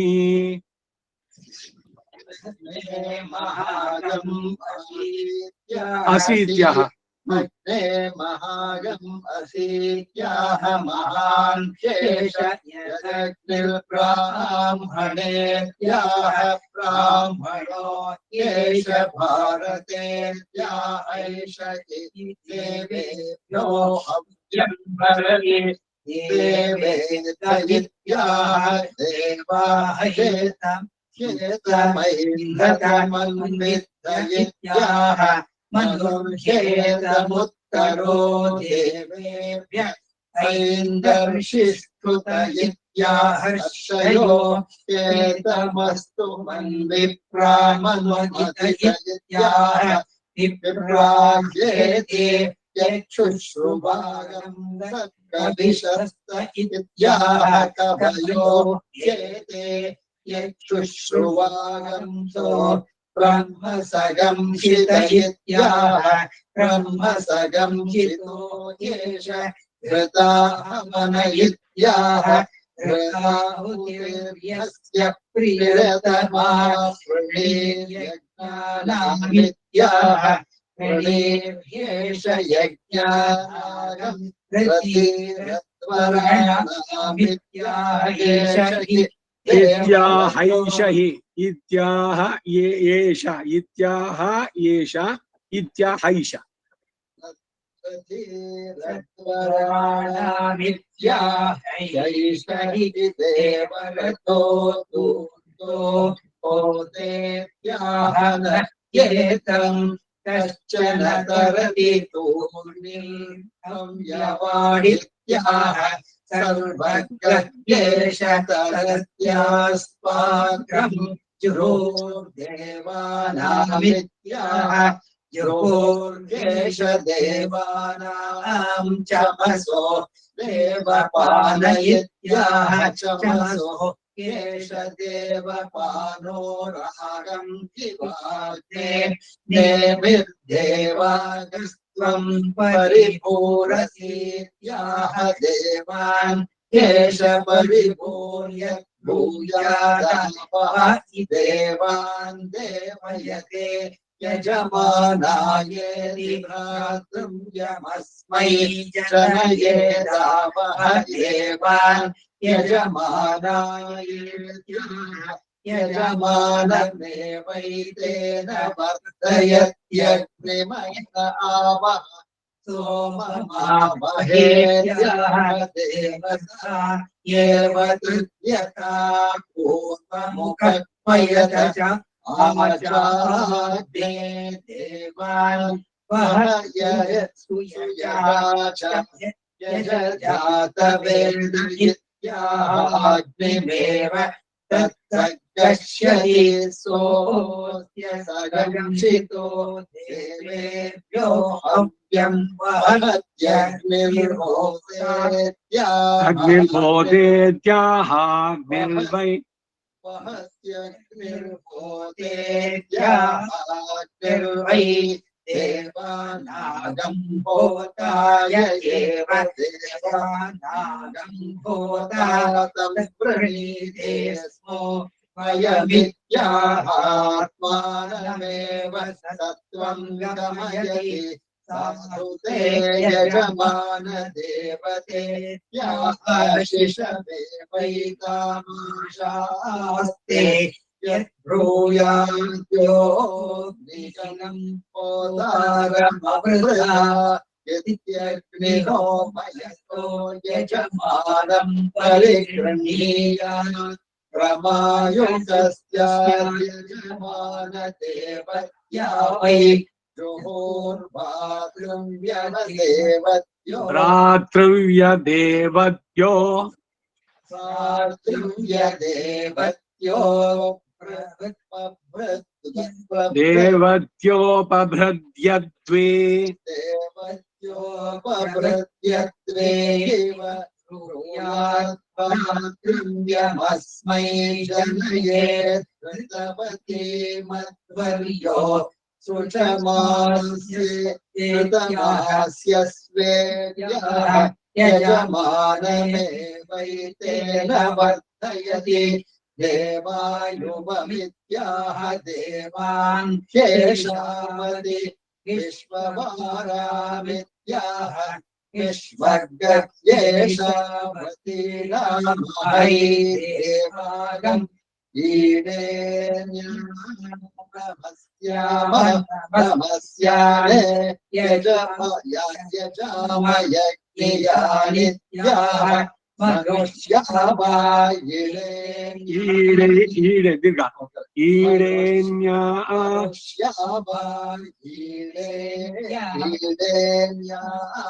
पितरो नमस्या देवायज्ञया देवता एव तद्यथा भागं यजति विप्रानुमदित इत्याह च नास्मै होतोपभृद्देवता एव त्रीणि च विप्रानुमदित इत्याह च नास्मै होतोपभृद्देवता एव त्रीणि च त्रिगस्त्र ननु ब्रूयात्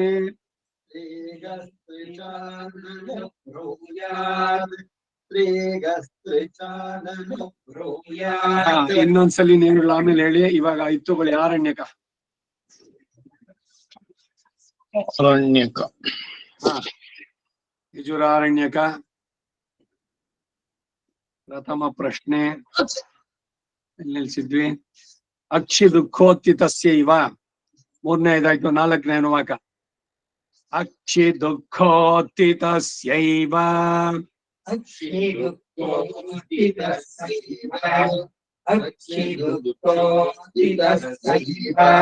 ದುಃಖೋತ್ಥಿತಸ್ಯೈವ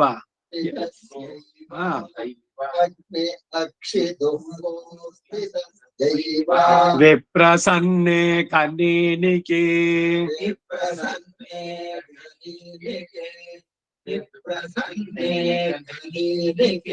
ಆಂತೆ ಚಾದ್ಗಣಂ ನಾಸ್ತಿ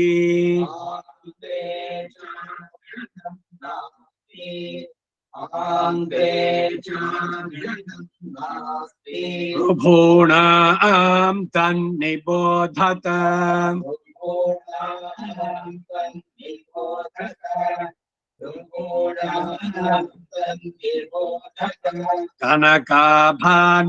ಕನಕಾಭಾನಿವಾಸಾಗಂಸಿ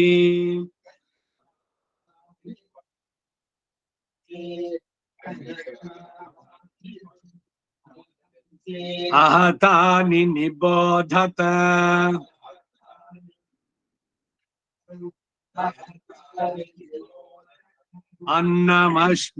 अन्नमश्नीतमृज्मीत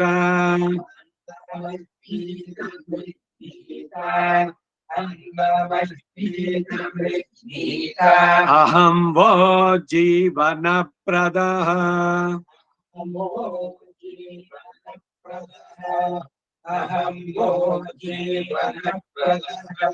एतान् वाचः प्रयुज्यन्ते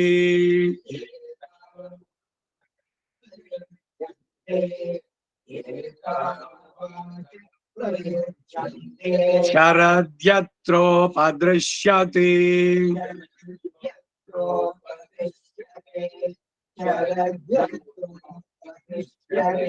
अभिधून्वन्तो भिघ्नन्त इव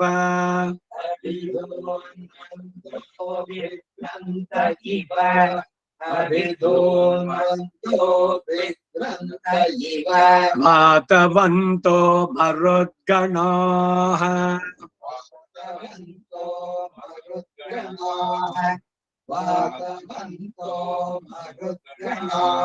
अमुतो जेतुमिषु मुखमिव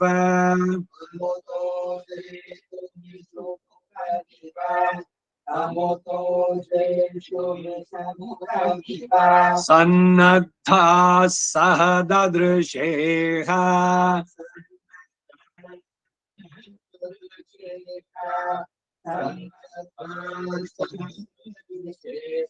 सह ददृशेः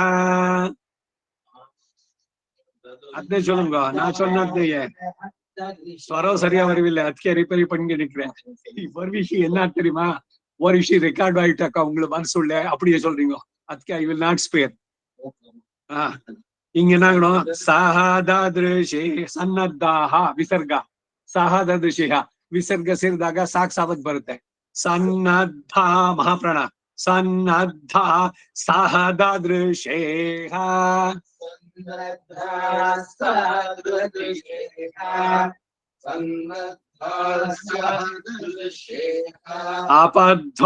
अपध्वस्तैरस्ति वर्णैरिव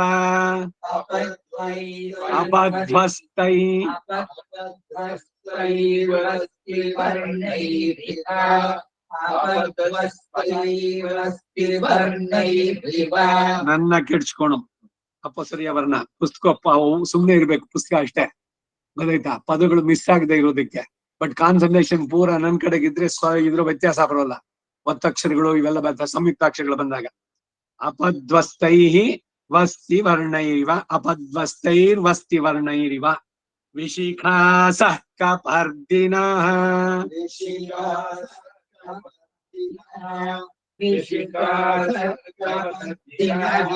ಅಕ್ರುದ್ಧಸ್ಯ ಯೋಚ್ಯಮಾನಸ್ಯ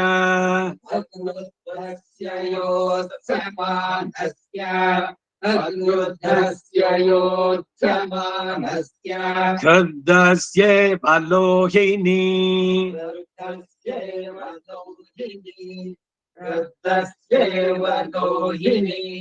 ಹೇಮತಶ್ಚಕ್ಷುಷಿ ವಿದ್ಯಾತ್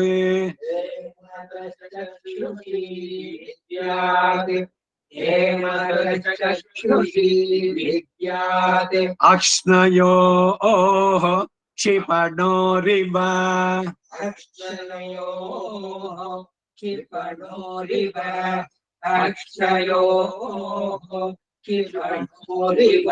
ಇದು ಪೂರ್ವರೂಪ ಸಂಧಿ ಅದಕ್ಕೆ ಅಕ್ಷ್ಣಯೋಃ ಅಂತ ಒಂದು ಕಾಮ ಪಡ್ಕೊಂಡು ಅಕ್ಷ್ಣಯೋಃ ಕ್ಷಿಪಣೋರಿವ ಸೇರ್ಕೂಡದೆ ವೇದದಲ್ಲೂ ಕೂಡ ವ್ಯಾಕರಣ ಪತಂಜಲಿ ವ್ಯಾಕರಣ ಸೂತ್ರದಲ್ಲಿ ಇರೋದು ಇದು ಪೂರ್ವರೂಪ ಸಂಧಿ ಅದ್ ಹಾಗೆ ಆಗ್ಬೇಕು ಇದೆಯಾ ಮಹಾಪ್ರಾಣ ಇಲ್ಲ ಕ್ಷಿಪಣೋರಿವ ಅಲ್ಪ ಪ್ರಾಣ ಮಹಾಪ್ರಾಣಿಗಳು ಗೊತ್ತೈತೆ ಮಹಾಪ್ರಾಣ ಇಲ್ಲ ಅಕ್ಷ್ಣಯೋಃ ಕ್ಷಿಪಣೋರಿವ ತತಃ ಕ್ಷತ್ರಂ ಬ್ರಹ್ಮಣಃ ಕ್ಷತ್ರಂ ನಿರ್ಮಿತಂ ಎಲ್ಲ ಕಡೆನಲ್ಲೂ ಷಕಾರದ ಹಿಂಭಾಗದಲ್ಲಿರೋ ವಿಸರ್ಗ ಪೂರ್ಣವಾಗಿ ಉಚ್ಚಾರ ಮಾಡ್ಬೇಕು ದುರ್ಭಿಕ್ಷಂ ದೇವಲೋಕೇಶು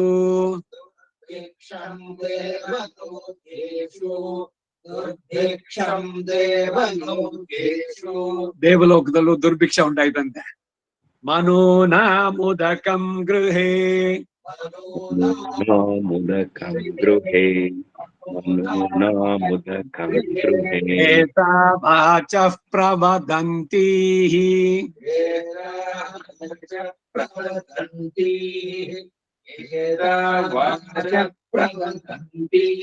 ವೈದ್ಯುತೋ ಯಾಂತಿ ಶೈಶಿರೀಃ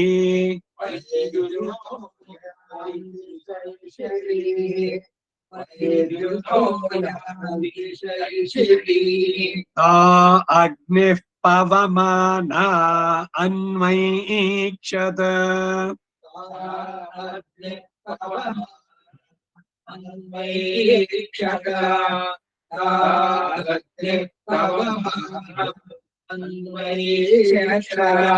ಅನ್ವೈಕ್ಷತ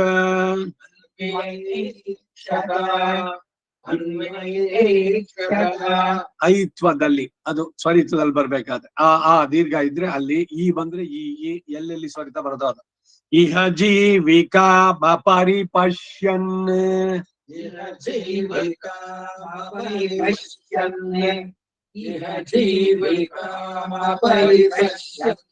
ತಸ್ಯೈಷಾ ಭವತಿ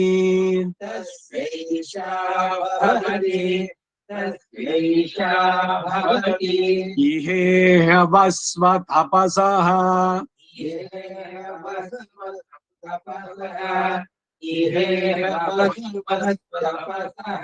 ಇಹೇಹ ವಸ್ವ ತಪಸಃ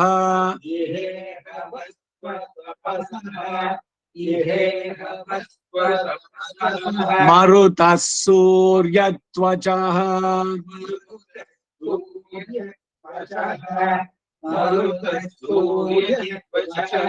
ಶರ್ಮ ಸಪ್ರಥಾ ಆವೃಣೇ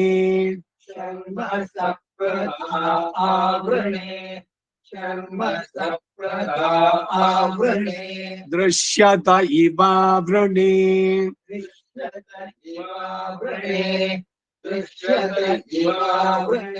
ಮದಂತಿ ಇಷ್ಟಕೋಪದಾನ ಮಂತ್ರಾಹ ತದ್ಬ್ರಾಹ್ಮಣಶ್ಚ. ಮದಂತಿ ಕಳಶವನ್ನ ವ್ರತ ಸಮಾವರ್ತನೆಯಲ್ಲಿ ಇಟ್ಟು 5-6 ಸಲ ಪೂಜೆ ಮಾಡೋದಿದೆ. ಮದಂತಿ ಇಷ್ಟಕ ಉಪದಾನ ಮಂತ್ರಾಹ ಇದು. ಅತಿ ತಾಮ್ರಾಣಿ ವಾಸಾಗಂಸಿ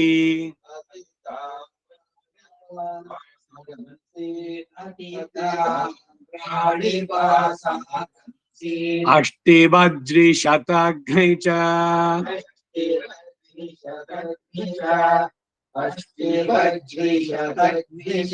ವಿಶ್ವೇ ದೇವಾ ವಿಪ್ರಹರಂತಿ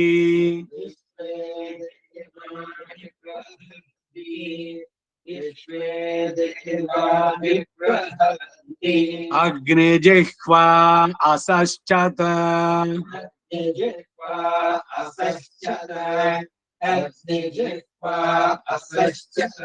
ನೈವ ದೇವೋ ನ ಮರ್ತ್ಯಃ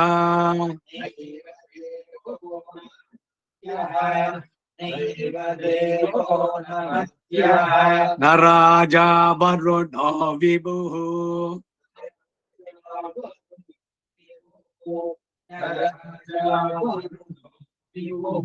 ನಾಗ್ನಿರ್ನೇಂದ್ರೋ ನ ಪವಮಾನಃ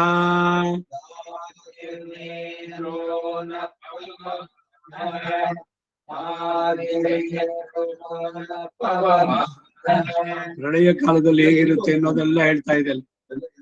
ನೈವ ದೇವೋ ನ ಮರ್ತ್ಯ, ದೇವತೆಗಳು ಇಲ್ಲ, ಮರ್ತ್ಯರು ಇಲ್ಲ.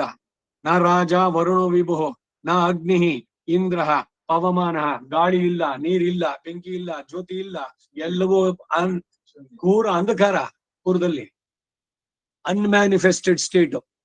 ಎಲ್ಲವೂ ಪ್ರಳಯದಲ್ಲಿ ಮುಳುಗಿದ್ದಾಗ ಇವನೊಬ್ಬ ಎಲ್ಲವನ್ನು ಕೂಡ ಚೇತನ ಅಚೇತನವನ್ನೆಲ್ಲ ತನ್ನ ಉದರದಲ್ಲೇ ಇಟ್ಕೊಂಡು ಒಂದು ಆಲದ ಮೇಲೆ ಮಲಗಿದ್ದ. ಸೃಷ್ಟಿಯ ಕ್ರಮ ಪ್ರತಿಯೊಂದ್ರಲ್ಲೂ ಹೇಳ್ಬೇಕಾದ್ರೆ ಅವನಿಂದನೇ ಎಲ್ಲ ಉಂಟಾಯ್ತು ಒಂದೊಂದಾಗಿ. ಅದು ಮುಂದೆ ಕೇಳುವಂತದ್ದು. ಅದಕ್ಕಾಗಿ ಆ ಸಂದರ್ಭದಲ್ಲಿ ಯಾರೂ ಇರಲಿಲ್ಲ ಆ ಪ್ರಳಯ ಕಾಲದಲ್ಲಿ. ಉಂಡು ಉಮೆಂದು ಅಳಂದೆ ಉಂಡು ಒಂದಾಗಿದ್ದೇನೆ, ಲೋಕವನ್ನೆಲ್ಲ ತಾನೇ ಉಂಡು ಇದ್ ಮಾಡಿದ್ದು. ಆ ವಿಶ್ವರೂಪ ದರ್ಶನದಲ್ಲಿ ಭಗವದ್ಗೀತೆನಲ್ಲಿ ಅರ್ಜುನ ಭಯಪಡ್ತಾನೆ. ಎಲ್ರೂ ಒಂದ್ ಬಾಯಿನೊಳಗೆ ತಾಮಾಗೆ ಏನ್ ಫಾಸ್ಟ್ ಆಗಿ ಹೋಗ್ತಾ ಇದೆ ಅಂದ್ರೆ ನದಿ ಪ್ರವಾಹ ಹೋಗುತ್ತಲ್ಲ, ಆ ರೀತಿ ಫಾಸ್ಟ್ ಆಗಿ they are entering to his mouth. ಸೃಷ್ಟಿ ಹೋಗೋದು. ಉಂಡು ಉಮೆಂದು ಅಂದ್ರೆ ಸೃಷ್ಟಿ, ಉಂಡು ಅಂತಂದ್ರೆ ಪ್ರಳಯ, ಇದು ಇವನು ಮಾಡುವಂತದ್ದು. ಆಮೇಲೆ ಇಲ್ಲಿ ಸಸ್ಟೆನೆನ್ಸ್ ಎಲ್ಲವೂ ಕೂಡ ಅವನೇ ಮಾಡುವಂತದ್ದು. ಅದರಿಂದ ನಾಗ್ನಿ ನ ಇಂದ್ರ ನ ಪವಮಾನ ಮಾತೃ ಕಚ್ಚನ ವಿದ್ಯತೆ.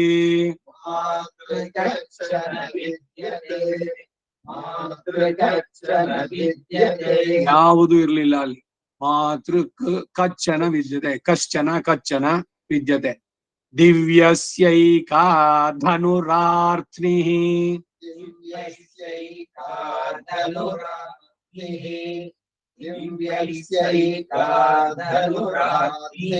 ಪೃಥಿವ್ಯಾಮಪರಾಶ್ರಿತಾ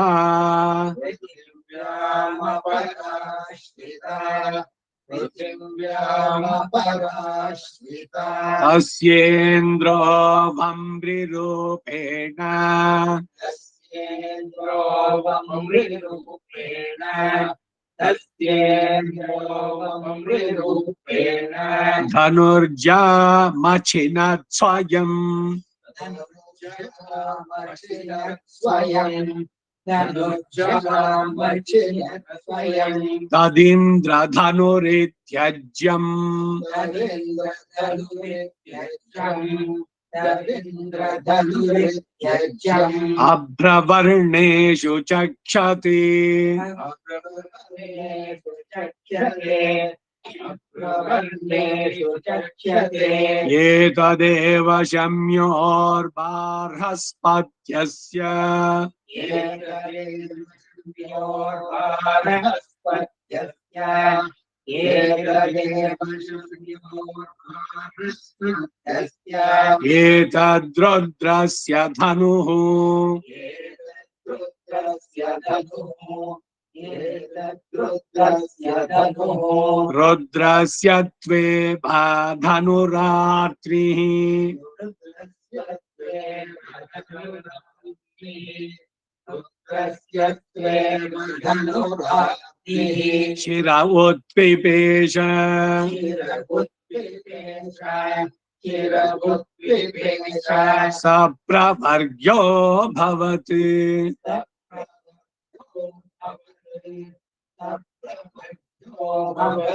तस्माद्य सप्रवर्गेण यज्ञेन यजति तस्माद्य सप्रवर्गेण यज्ञेन यजति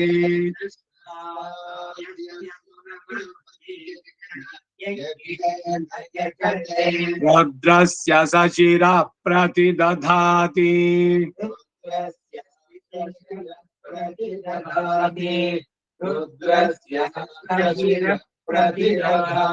नैनगं रुद्र आरुको भवति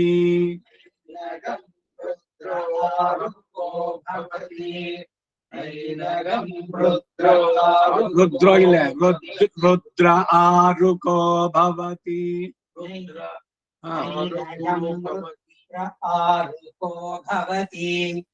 ಇನ್ನೊಂದ್ಸಲ ಹೇಳಿ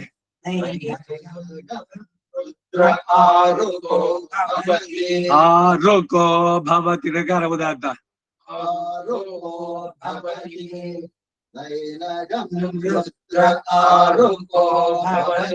ಯ ಏವಂ ವೇದ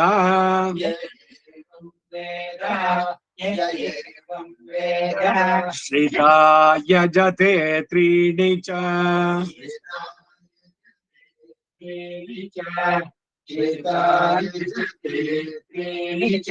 ಇದು ಅಡಿ ಬರುವ ಬ್ರಾಕೆಟ್ ಹಾಕೊಳ್ಳಿ ಇದಕ್ಕೆ ಋತುಮಂಡಲ ದ್ರಪ್ಸವತಿ ಇಷ್ಟಕೋಪಾದಾನ ಮಂತ್ರ ತದ್ ಬ್ರಾಹ್ಮಣಶ್ಚ ಅತ್ಯೋರ್ಧ್ವಾಕ್ಷೋತಿರಶ್ಚಾತ್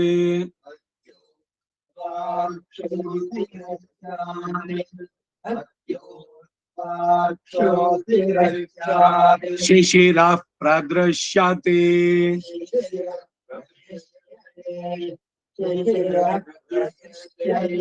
ನೈವ ರೂಪಂ ನ ವಾಸಹಂಸಿ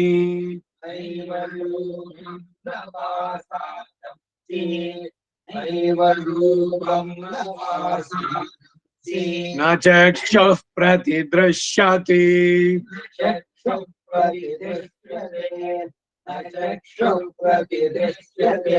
ಅನ್ಯೋನ್ಯಂತು ನ ಹಿ ಗಸ್ರಾತಃ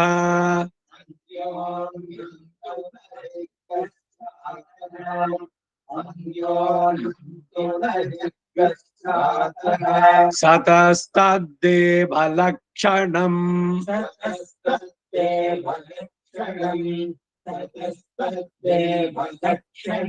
ಲೋಹಿತೋಕ್ಷ್ಣಿಶಾರಶೀರ್ಷ್ಣಿಃ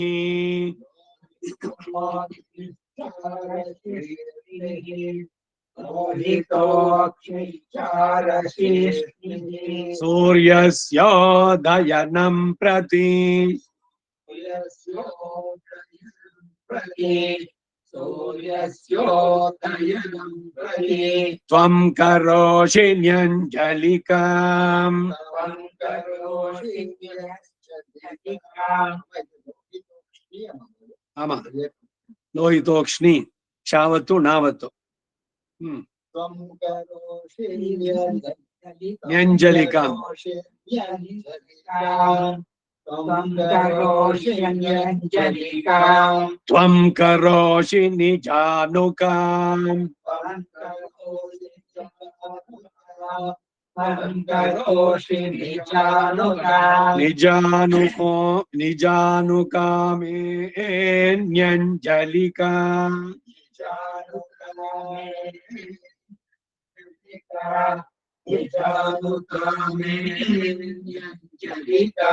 अमी वाचमुपासतामिति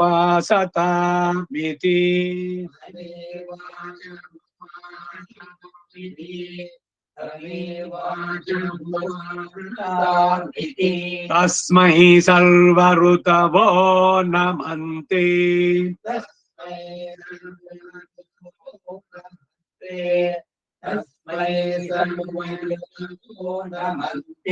मर्यादा करत्वात् प्रपुरोधाम्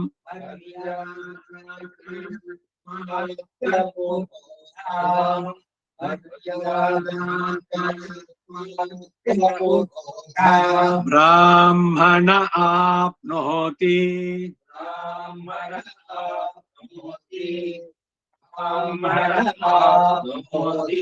ಬ್ರಾಹ್ಮಣ ಆಪ್ನೋತಿ ಅಂದ್ರೆ ಬ್ರಾಹ್ಮಣನಾಗ್ತಾನೆ. ಬ್ರಾಹ್ಮಣತ್ವವನ್ನು ಹೊಂದುತ್ತಾನೆ. ಯಾಕೆಂದ್ರೆ ಮೇಲೆ ಅಂಜಲಿಕಾಂ, ಎರಡು ಕೈಯನ್ನು ಜೋಡಿಸಿ ನಮಸ್ಕಾರ, ದೀರ್ಘದಂಡ ಪ್ರಣಾಮ, ಭಗವಂತನಲ್ಲಿ ಶರಣಾಗೋದು, ಶ್ರುತಿ ಸ್ಮೃತಿಗಳಿಗೆ ವಿರುದ್ಧವಾಗಿ ನಡೆದೇ ಇರೋದು, ಇವೆಲ್ಲ ಬ್ರಾಹ್ಮಣನಿಗೆ ಇದು. ಗಾಯತ್ರಿಯನ್ನ ತ್ರಿಕಾಲವು ತಪ್ಪದೆ ಮಾಡುವಂತಹದ್ದು. ಇಲ್ದಿದ್ರೆ ಬ್ರಾಹ್ಮಣ್ಯ ಹೋಗ್ಬಿಡುತ್ತೆ. ಬರೀ ಹೆಸರು ಬರೀ ಬ್ರಾಹ್ಮಣರಷ್ಟೇ ಆದ್ರೂ ಪ್ರಯೋಜನ ಇಲ್ಲ. ತ್ರಿಕಾಲ ಸಂಧ್ಯಾವನ್ನೇ ಕೆಲವ್ರಿಗೆಲ್ಲ ಅನ್ಸಿರ್ಬೇಕು, ಏನು ಮೂರೊತ್ತು ಸಂಧ್ಯಾವನ್ನೇ ಮಾಡಿದವ್ರಿಗೆ ಮಾತ್ರ ಅಡ್ಮಿಷನ್, ನನಗೆ ಯಾರಿಂದನೂ ದುಡ್ಡು ಬೇಡ, I don't claim any fees ಇಲ್ಲಿ. ಆದ್ರೆ ಕಂಡೀಷನ್ ಮೂರೊತ್ತು ಸಂಧ್ಯಾವನ್ನೇ ಮಾಡ್ಬೇಕು, ಇಲ್ದಿದ್ರೆ ನೀವು ವೇದ ಗ್ರಹಿಸೋಲ್ಲ ಸರಿಯಾಗಿ. It's a must, it's an ordain duty. ಒಂದ್ಸಲಿ ಮಾಡ್ತೀನಿ, ಇಲ್ಲ ಮಧ್ಯಾಹ್ನ ಬಿಟ್ಟು ಬಿಡ್ತೀನಿ, ಇಲ್ಲ ರಾತ್ರಿ ಬಂದ್ರೆ ಮಾಡ್ತೀನಿ, ಇಲ್ದಿದ್ರೆ ಇಲ್ಲ. ಊಟನೂ ಬಿಟ್ಬಿಡಿ, ಒಂದ್ಸಲಿ ಊಟ ಮಾಡಿ ಇನ್ನೊಂದ್ಸಲಿ ಊಟನೇ ಬೇಡ.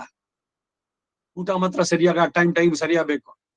ಕಾಫಿ ಕುಡಿಬೇಕಾದ್ರೆ ಇಷ್ಟೇ ಬಿಸಿ ಇರಬೇಕು, ಅಷ್ಟೇ ಸ್ಟ್ರಾಂಗ್ ಆಗಿರ್ಬೇಕು, ಇಷ್ಟೇ ಸಕ್ಕರೆ ಇರ್ಬೇಕು. Why do you specify everything? Veda ಹೇಳ್ಬೇಕಾದ್ರೆ ಶಾಸ್ತ್ರದ ಆಚರಣೆಗೆ ಬಂದಾಗ ಈ ಅಸಡ್ಡೆ ಯಾಕೆ? ಯಾರಿಗೆ ಈ ಅಸಡ್ಡೆ ಇದೆಯೋ ಅವನು ಬ್ರಾಹ್ಮಣನಾಗೋಲ್ಲ. ಗೊತ್ತಾಯ್ತೆ? ಬ್ರಾಹ್ಮಣತ್ವ ಕಳ್ಕೊಳ್ತಾನೆ. ಯಾಕೆಂದ್ರೆ ಈ ಜನ್ಮಕ್ಕೆ ಮುಗಿಲಿಲ್ಲ, ನಮ್ದು ಮುಂದಕ್ಕೆ ಕೋರ್ಸುಗಳಿದೆ. ಆಮೇಲೆ ಏನು ಅಂದ್ರೆ ಬ್ರಹ್ಮ ರಾಕ್ಷಸರಾಗ್ತಾರೆ, ವಿಷ್ಣುವತ್ವ ಮನುಷ್ಯತ್ವನೇ ಕಳ್ಕೊಂಡ್ಬಿಡ್ತಾರೆ ಇವ್ರು ಮಾಡೋ ಉಪಚಾರಗಳಲ್ಲಿ. ಯಾರ್ಯಾರಿಗೆ ಏನೇನು ವರ್ಣಾಶ್ರಮ ಧರ್ಮಗಳಿದೆಯೋ ಆಚರಣೆ ಮಾಡದೇ ಇದ್ರೆ. It's so serious. ಅದರಿಂದ ಇವೆಲ್ಲ ಈರುಳ್ಳಿ ಬೆಳ್ಳುಳ್ಳಿ ತಿನ್ಬೇಡಿ. ಅದ್ ಏನಿದೆ ಅದ್ರಲ್ಲಿ ತಿಂದ್ರೆ? ಮೈಯೆಲ್ಲ ವಾಸನೆ, ಮುಖವೆಲ್ಲ ಹತ್ರ ಬಂದ್ರೆ ಅವ್ರ ಹತ್ರ ಇದ್ ಮಾಡಕ್ಕಾಗಲ್ಲ, ಅಷ್ಟು ದೇಹವನ್ನ ಹಾಳು ಮಾಡತ್ತದು. ಅದ್ ಯಾಕೆ ತಿನ್ಬೇಕು? ಸೊ ಅದಕ್ಕೆ ಇವ್ರು ಕಂಡೀಷನ್ ಇಟ್ರು ವರದರಾಜ ಮೇಲೆ ಹೇಳ್ಬೇಕಾರೆ, 3 ಹೊತ್ತು ಸಂಧ್ಯಾವನ್ನೇ ಈರುಳ್ಳಿ ಬೆಳ್ಳುಳ್ಳಿ ತಿನ್ಬಾರ್ದು. ಬನ್ನಿ ಕಲೀರಿ ಚೆನ್ನಾಗಿ, ಆಮೇಲೆ ನೀವು ಕಲ್ಸಿ. ಇದು ಗುರುಗಳಿಗೆ ಕೊಡುವಂತ ದಕ್ಷಿಣೆ. ಏನು ಅಂದ್ರೆ ನೀವು ಸರಿಯಾಗಿ ಕಲ್ತು ಕಂಟಿನ್ಯೂ ಮಾಡ್ಬೇಕು. ಅಧ್ಯಯನ, ಅಧ್ಯಾಪನ, ಯಜನ, ಯಾಜನ, ದಾನ, ಪ್ರತಿಗ್ರಹ, ಷಟ್ಕರ್ಮ ನಿರತ ಬ್ರಾಹ್ಮಣಾಹ. ಬ್ರಾಹ್ಮಣತ್ವ ಉಳಿಬೇಕಾದ್ರೆ ಬರೀ ದಾನ ಸ್ವೀಕಾರ ಮಾಡೋದಲ್ಲ, ಪ್ರತಿಗ್ರಹ, ದಾನವನ್ನು ಕೊಡಬೇಕು ಯಥೇಚ್ಛವಾಗಿ, ಯಜ್ಞವನ್ನ ಮಾಡಬೇಕು, ಯಜ್ಞಾನ ಮಾಡಿಸ್ಬೇಕು. ಇವೆಲ್ಲ ಬೇರೆ ಒಂದೊಂದು ಇದಕ್ಕೆ ಕಡಿಮೆ ಆಗ್ತಾ ಹೋಗುತ್ತೆ. ಕ್ಷತ್ರಿಯರು ಯಜ್ಞವನ್ನು ಮಾಡ್ಬೋದು ಬೇಕಾದಷ್ಟು, ಇದು ಅವರೇ ಮಾಡುವಂತ ಅಶ್ವಮೇಧ ಇದೆಲ್ಲ. ಆದ್ರೆ ಅವರೇ ನಿಂತ್ಕೊಂಡು ಅಧ್ವರ್ಯವಾಗಿ ಮಾಡ್ಸೋಂಗಿಲ್ಲ, ಕ್ಷತ್ರಿಯನಿಗಿಲ್ಲ. ಅವನು ಯಜನ ಆಗ್ಬೋದು, ಯಾಜನ ಇಲ್ಲ. ಹಾಗೆ ವೈಶ್ಯ, ಅವನದು ಅಷ್ಟೇನೆ, ಕಲಿಬೋದು, ಕಲಿಸೋದಕ್ಕಿಲ್ಲ. ಯಾರ್ಯಾರು ಏನೇನ್ ಮಾಡ್ಬೇಕು ಅದನ್ನೇ ಮಾಡ್ಬೇಕು. ಲಿಂಗ ಈತ ವೈಶ್ಯ ಸೇರ್ಕೊಂಡ ಪೂರ್ವಲಿಂಗಾಕ ಇಲ್ಲ, ಇದಿಲ್ಲ. ದಿಂಗದಾರ ಅದು ಯಜ್ಞೋಪವೀತಕ್ಕೆ ಸಮಾನ ಏನೋ ಗೊತ್ತಿಲ್ಲ, ನೋಡ್ಬೇಕು, ಇಲ್ಲ ಧರ್ಮಶಾಸ್ತ್ರ ಓದ್ಬೇಕು.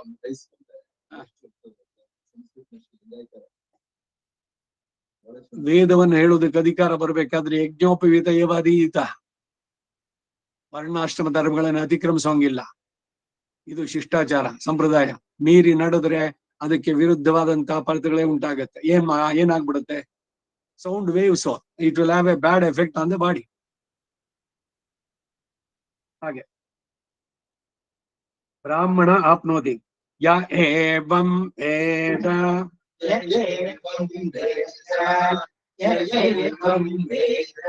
ಇನ್ನೇ ವರ್ಷ ಅನ್ನುವಂತೆ ಯ ಏವಂ ವೇದ. ನೋಡಿ ಸ್ವರಗಳಲ್ಲಿ ಯ ಏವಂ ವೇದ ಅಂದ್ರೆ ಏನು? ಇದನ್ನ ಹೀಗೆ ಸರಿಯಾಗಿ ತಿಳ್ಕೊ, ಹಾಗೂ ಅಲ್ಲ ಹೀಗೂ ಆಗೋದಿಲ್ಲ. ಗೊತ್ತೈತೆ? ಇಪ್ಡಿ ಸೊಲ್ಲ ಅಪ್ಡಿ ಸೊಲ್ಲ, ಅಡ್ಗೋಡೆ ಮೇಲೆ ದೀಪ ಇಟ್ಟಂಗೆ ಅಲ್ಲಿ ಬೆಳಗಿದೆ ಅಂತೀರಾ ಇಲ್ಲ ಅಂತೀರಾ?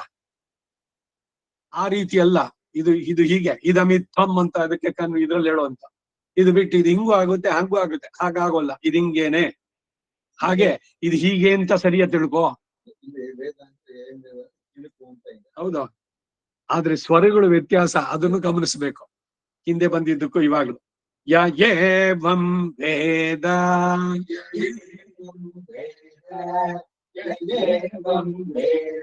ಸಖಲು ಸಂವತ್ಸರ ಏತೈ ಸೇನಾನಿಭಿಃ ಸಹ. ಸಕಲ ಸಂವತ್ಸರ ಏತೈ ಸೇನಾನಿಭಿಃ ಸಹ. ಸಕಲ ಸಂವತ್ಸರ ಏತೈ ಸೇನಾನಿಭಿಃ ಸಹ. ಇಂದ್ರಾಯ ಸರ್ವಾನ್ ಕಾಮಾನ್ ಅಭಿವಹತಿ. ಇಂದ್ರಾಯ ಸರ್ವಾನ್ ಕಾಮಾನ್ ಅಭಿವಹತಿ. ಇಂದ್ರಾಯ ಸರ್ವಾನ್ ಕಾಮಾನ್ ಅಭಿವಹತಿ. ಸದ್ರಪ್ಸಃ ತಸ್ಯೈಷಾ ಭವತಿ.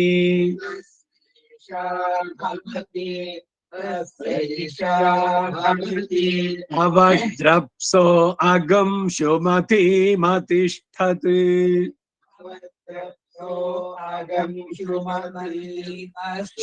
ಅಗಂ ಶುಮತಿ ಮತಿಷ್ಠತ್. ತಿಷ್ಠತ್. ಅವದ್ರಪ್ಸೋ ಅಗಂ ಶುಮತಿ ಮತಿಷ್ಠತೆ. ಯಾನ ಕೃಷ್ಣೋ ದಶಭಿಃ ಸಹಸ್ರೈಃ. ಕೃಷ್ಣೋ ದಶಭಿಃ ಸಹಸ್ರೈಃ. ಕೃಷ್ಣೋ ದಶಭಿಃ ಸಹಸ್ರೈಃ. ಆವರ್ತಮಿಂದ್ರಶ್ಚಾಧಮಂತಂ. ಆವರ್ತಮಿಂದ್ರಶ್ಚಾಧಮಂತಂ. ಆವರ್ತಮಿಂದ್ರಶ್ಚಾಧಮಂತಂ. ಉಪಸ್ನುಹಿತಂ ರಮಣಾಮಥದ್ರಾಮಿತಿ. ಉಪಸ್ನುಹಿತಂ ರಮಣಾಮಥದ್ರಾಮಿತಿ. ಉಪಸ್ನುಹಿತಂ ರಮಣಾಮಥದ್ರಾಮಿತಿ. ಏತಯೈವೇಂದ್ರಃ ಸಲಾವೃಕ್ಯ ಸಹ.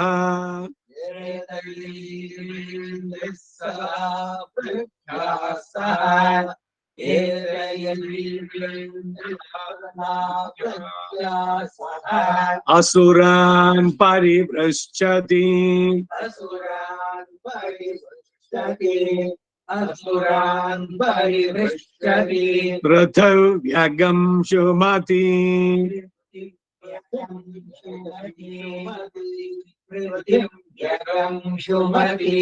ತಾಮನ್ವವಸ್ಥಿತಃ ಸಂವತ್ಸರೋ ದಿವಂ ಚ.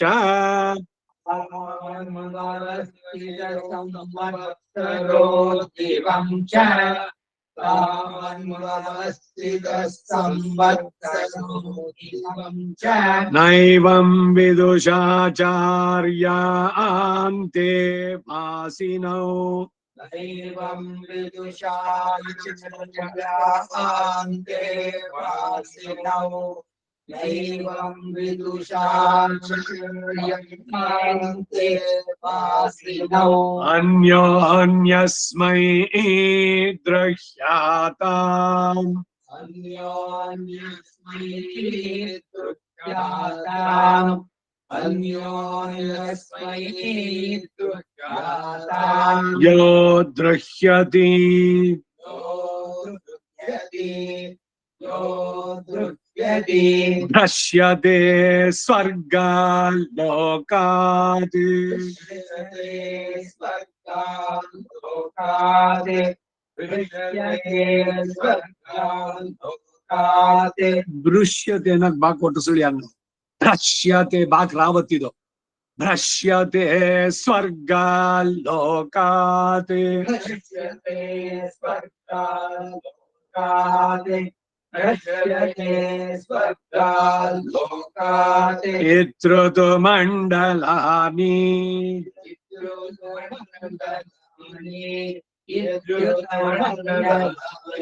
सूर्यमंडल आन्यक्षायिकाः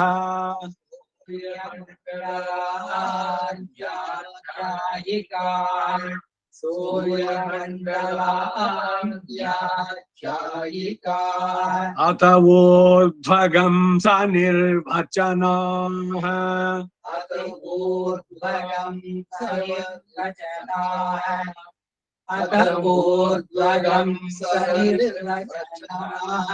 निजानुकां भवति दृह्यातां पञ्च च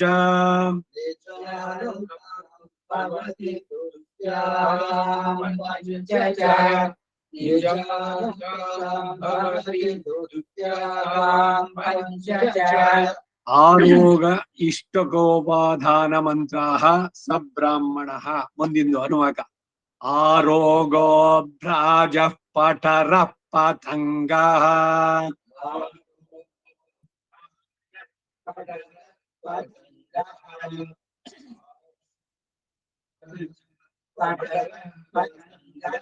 स्वर्णरो ज्योतिषीमान् विभासः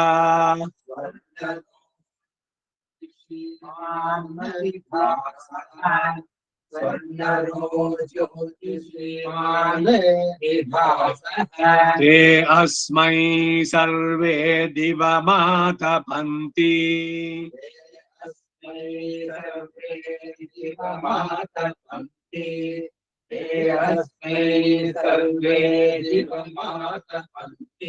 ऊर्जं दुहाना अनपस्फुरन्त इति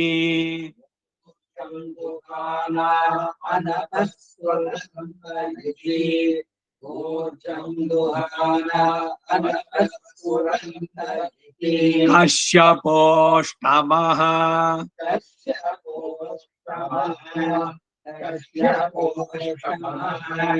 समहामेरुं न जहाति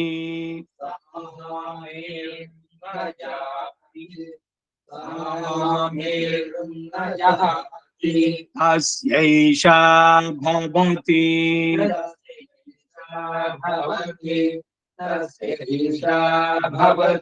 यत्ते शिल्पं कश्यपरोचनवत्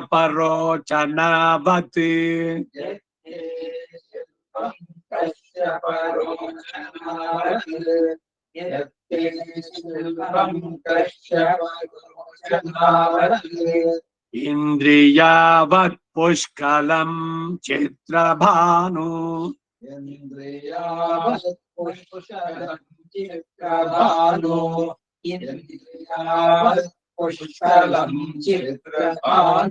यस्मिन् सूर्या अर्पिता सप्तसाकम्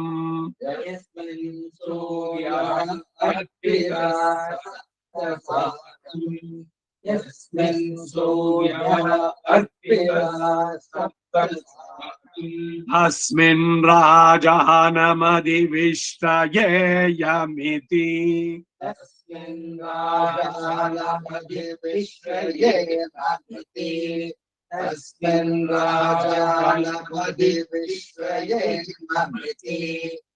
ते अस्मै सर्वे कश्यपा ज्योतिर्लभन्ते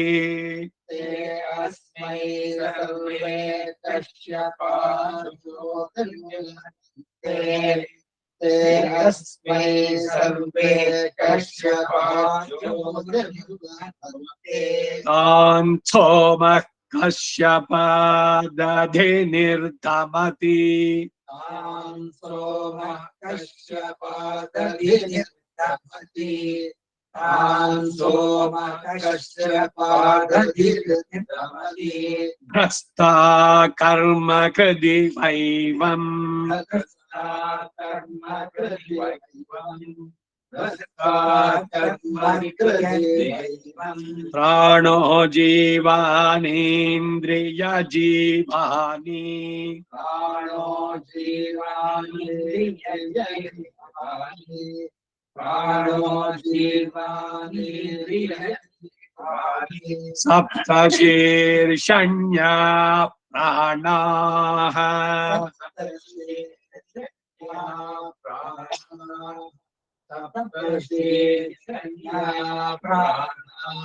सूर्या इत्याचार्याः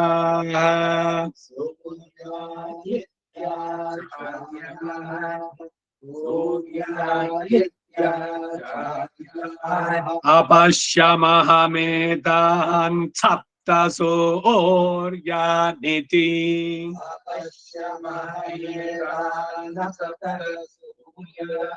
सूर्यानिति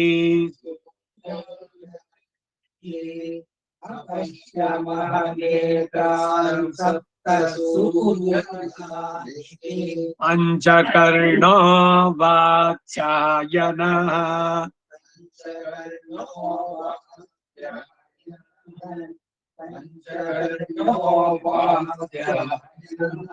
ಐದು ಕಿವಿಗಳಂತೆ ವಾತ್ಸ್ಯಾಯನಿಗೆ.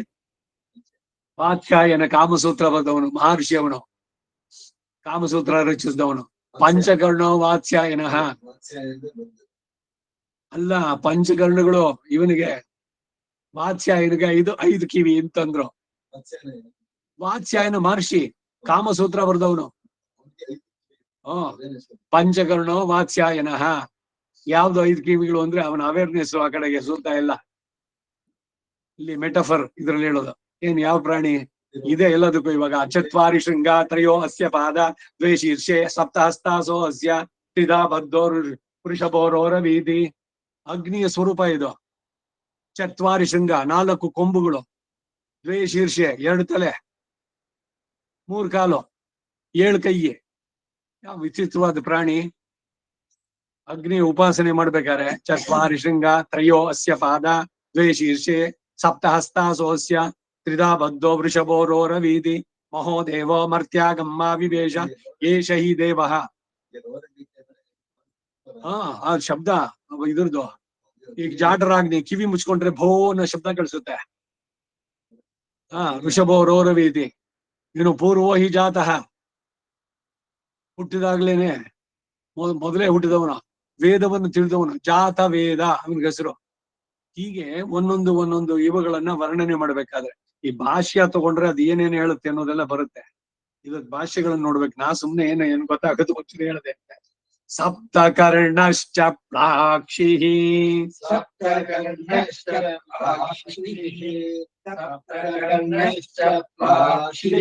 ಆನುಶ್ರವಿಕ ಏವ ನೌ ಕಶ್ಯಪ ಇತಿ.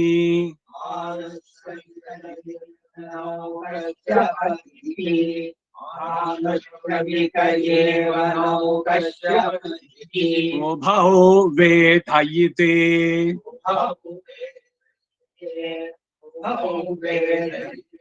ನಹಿಷೇಕುಮಿವ ಮಹಾಮೇರುಂ ಕಂತುಂ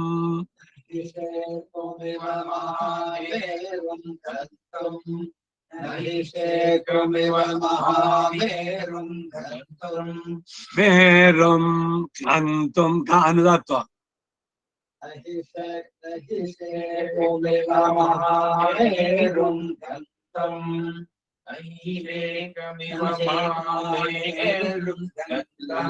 ಸ್ವರಿತ ಚೌಕಡದೆ ಮಹಾಮೇರು ಇಲ್ಲೇ ಮಹಾಮೇರುಂ ಅಂಕಾರ ಆದ್ಮೇಲೆ ಒಂದು ಪಾಸ್ ಕೊಟ್ಟು ಗಂತುಂ ಅನುದಾತ ಕೇಳಿಸ್ಬೇಕು. ಹಿಂಗೆ ಅರ್ಜೆಂಟ್ ಸ್ವಲ್ಪ ಕೂಡ ಅದೇ. ಇದು ಅರುಣ ಪ್ರಶ್ನೆ ಇಟ್ಕೊಂಡಿರುತ್ತೆ, ವರೇ ಕೋರಸ್. ಆ ಕೋರಸ್ ನಲ್ಲಿ ಹೋಗ್ತಾ ಇರ್ಬೇಕು. ಸ್ವರಗಳಲ್ಲಿ ವ್ಯತ್ಯಾಸ ಆಗ್ಬಾರದು. ಅನುದಾತ ಕೇಳಿಸ್ಬೇಕು. अपश्यमहमेतत्सूर्यमण्डलं परिवर्तमानम्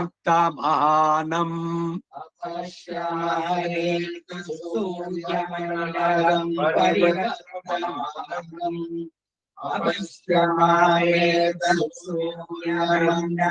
परिवर्तमानम् गार्ग्यः प्राणत्रातः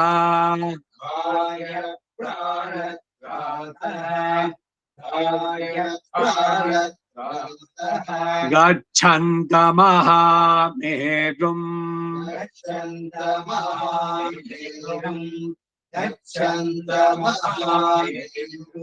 एकञ्च जहतम्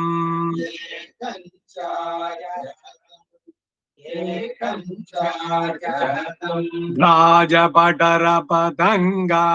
निहने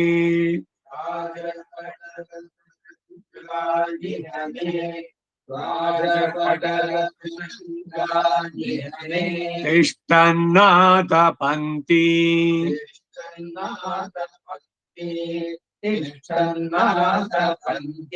तस्मादिह तप्त्रितपाः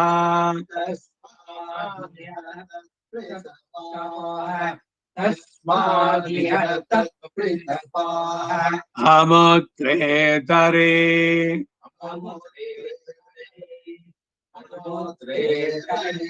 तस्मादिह तप्त्रितपाः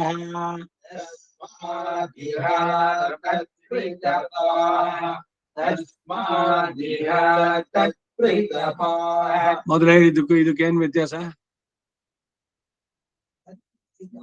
ಮೂರ್ ಲೈನ್ ಹಿಂದೆ ಬಂತಲ್ಲ, ತಸ್ಮಾದಿಹ ತಪ್ತ್ರಿತಪಾಹ. ಅರ್ಥ ಬೇಡ, ಏನ್ ತಪ್ಪು ವ್ಯತ್ಯಾಸ ಏನು ಇದು ಹೇಳೋದಕ್ಕೂ ಅದಕ್ಕೂ? ಅದೇ ಗಮನಿಸ್ಬೇಕಾದ್ದು. ಒಂದು ಹ್ರಸ್ವ, ಇನ್ನೊಂದು ದೀರ್ಘ. ತಸ್ಮಾದಿಹ ತಪ್ತ್ರಿತಪಾಹ ಮೊದಲನೇದು. ಎರಡನೇದ್ರಲ್ಲಿ ತಸ್ಮಾದಿಹ ತಪ್ತ್ರಿತಪಾಹ ಹ್ರಸ್ವ ದೀರ್ಘ, ಅದನ್ನ ಗಮನಿಸ್ಬೇಕು ಎರಡನೇ ಸಲ ಹೇಳ್ಬೇಕಾದ್ರೆ. ಆಯ್ತಾ? ಚಿಪ್ಪ ತೇಷಾಮೇಷ ಭವತಿ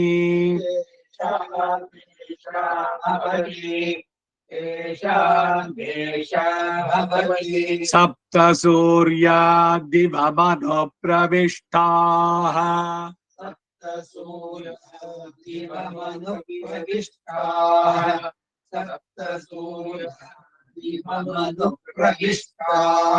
ತಾನನ್ವೇತಿ ಪತಿಭಿರ್ದಕ್ಷಿಣಾವಾನೇ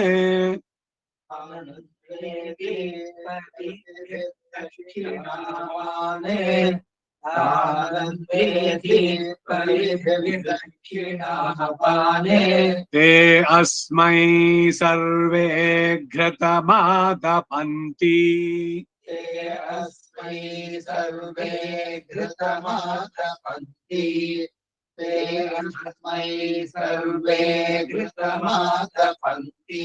ऊर्जं दुहाना अनपस्फुरन्त इति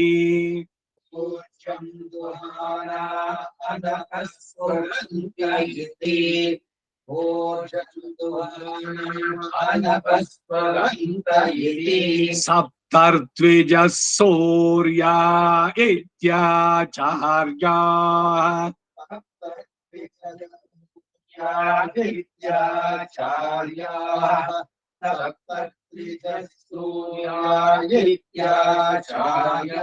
तेषामेष भवति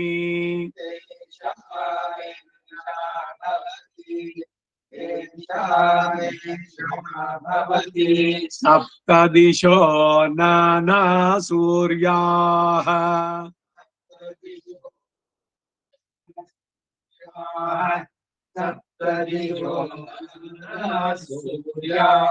सप्तहोतार ऋत्विजः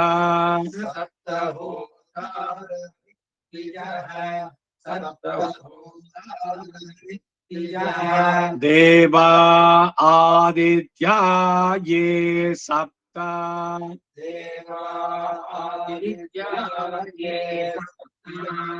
देवा आदित्याये सप्तम तेभिः सोमाभिरक्षण इति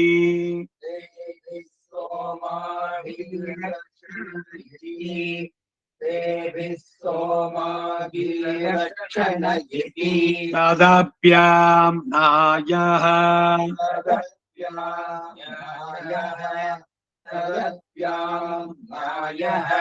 ಆಮ್ನಾಯ ಅಂದ್ರೇನು? ವೇದ ನಿಗಮ ಅಂತಂದ್ರು ಅದೇನೆ. ಆಮ್ನಾಯ ಅಂದ್ರು ವೇದ. ತದಪಿ ಆಮ್ನಾಯ ದಿಗ್ಭ್ರಾಜಋತೋನ್ ಕರೋತಿ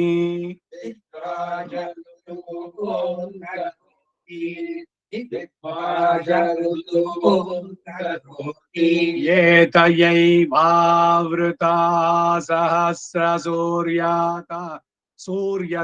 ಸೂರ್ಯತಾಯ ಇಲ್ಲೇ ಏತಯೈವಾವೃತಾ ಸಹಸ್ರ ಸೂರ್ಯತಾಯ ಇತಿ ವೈಶಂಪಾಯನಃ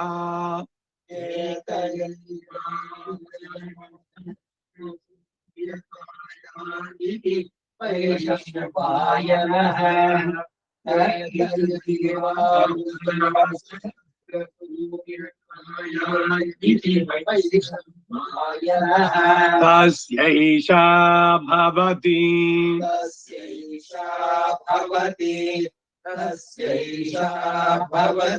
यद्याव इन्द्रते शतकं शतं भूमिः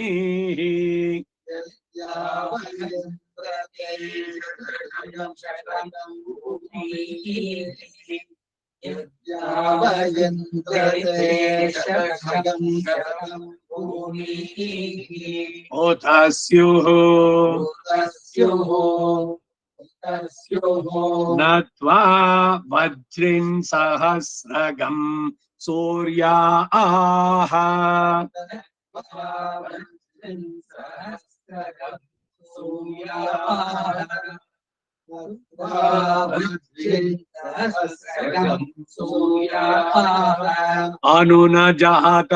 अनुनजातमष्टरोदसी इति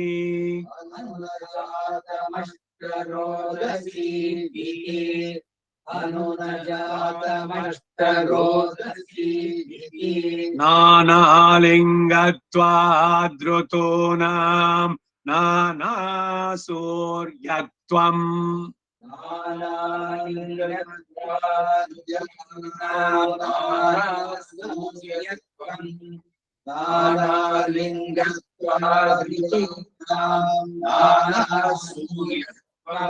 अष्टौ तु व्यवसिता इति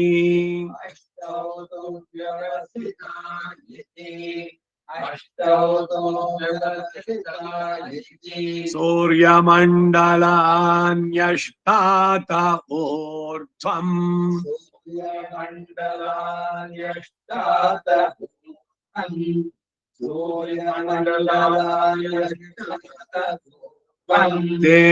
तेषामेषा भवति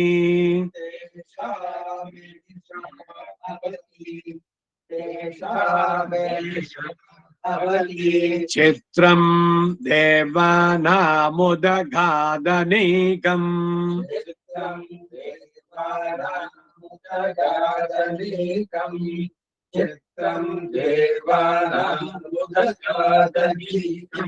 चक्षुर्मित्रस्य वरुणस्याग्नेः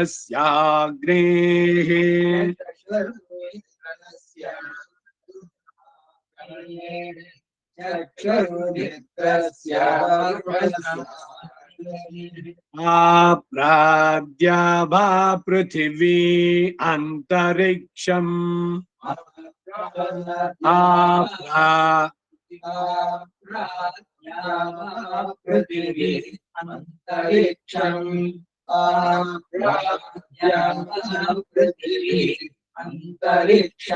सूर्य आत्मा जगतस्तस्तुषश्चेति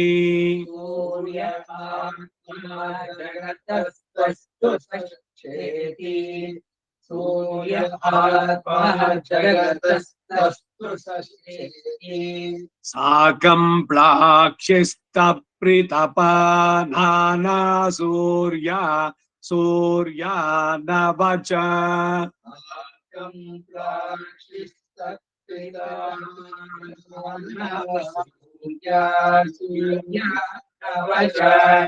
सागं प्राक्षिस्तप्तैतपा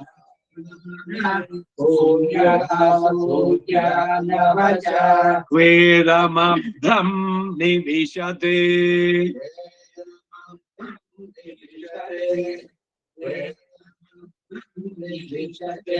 नमो ब्रह्मणे धारणं मे अस्त्वनिराकरणं धारयिता भूयासं कर्णयो श्रुतं माच्यो ओढ्वं ममामुष्यवो हरिः ओम श्री कृष्णार्पणमस्तु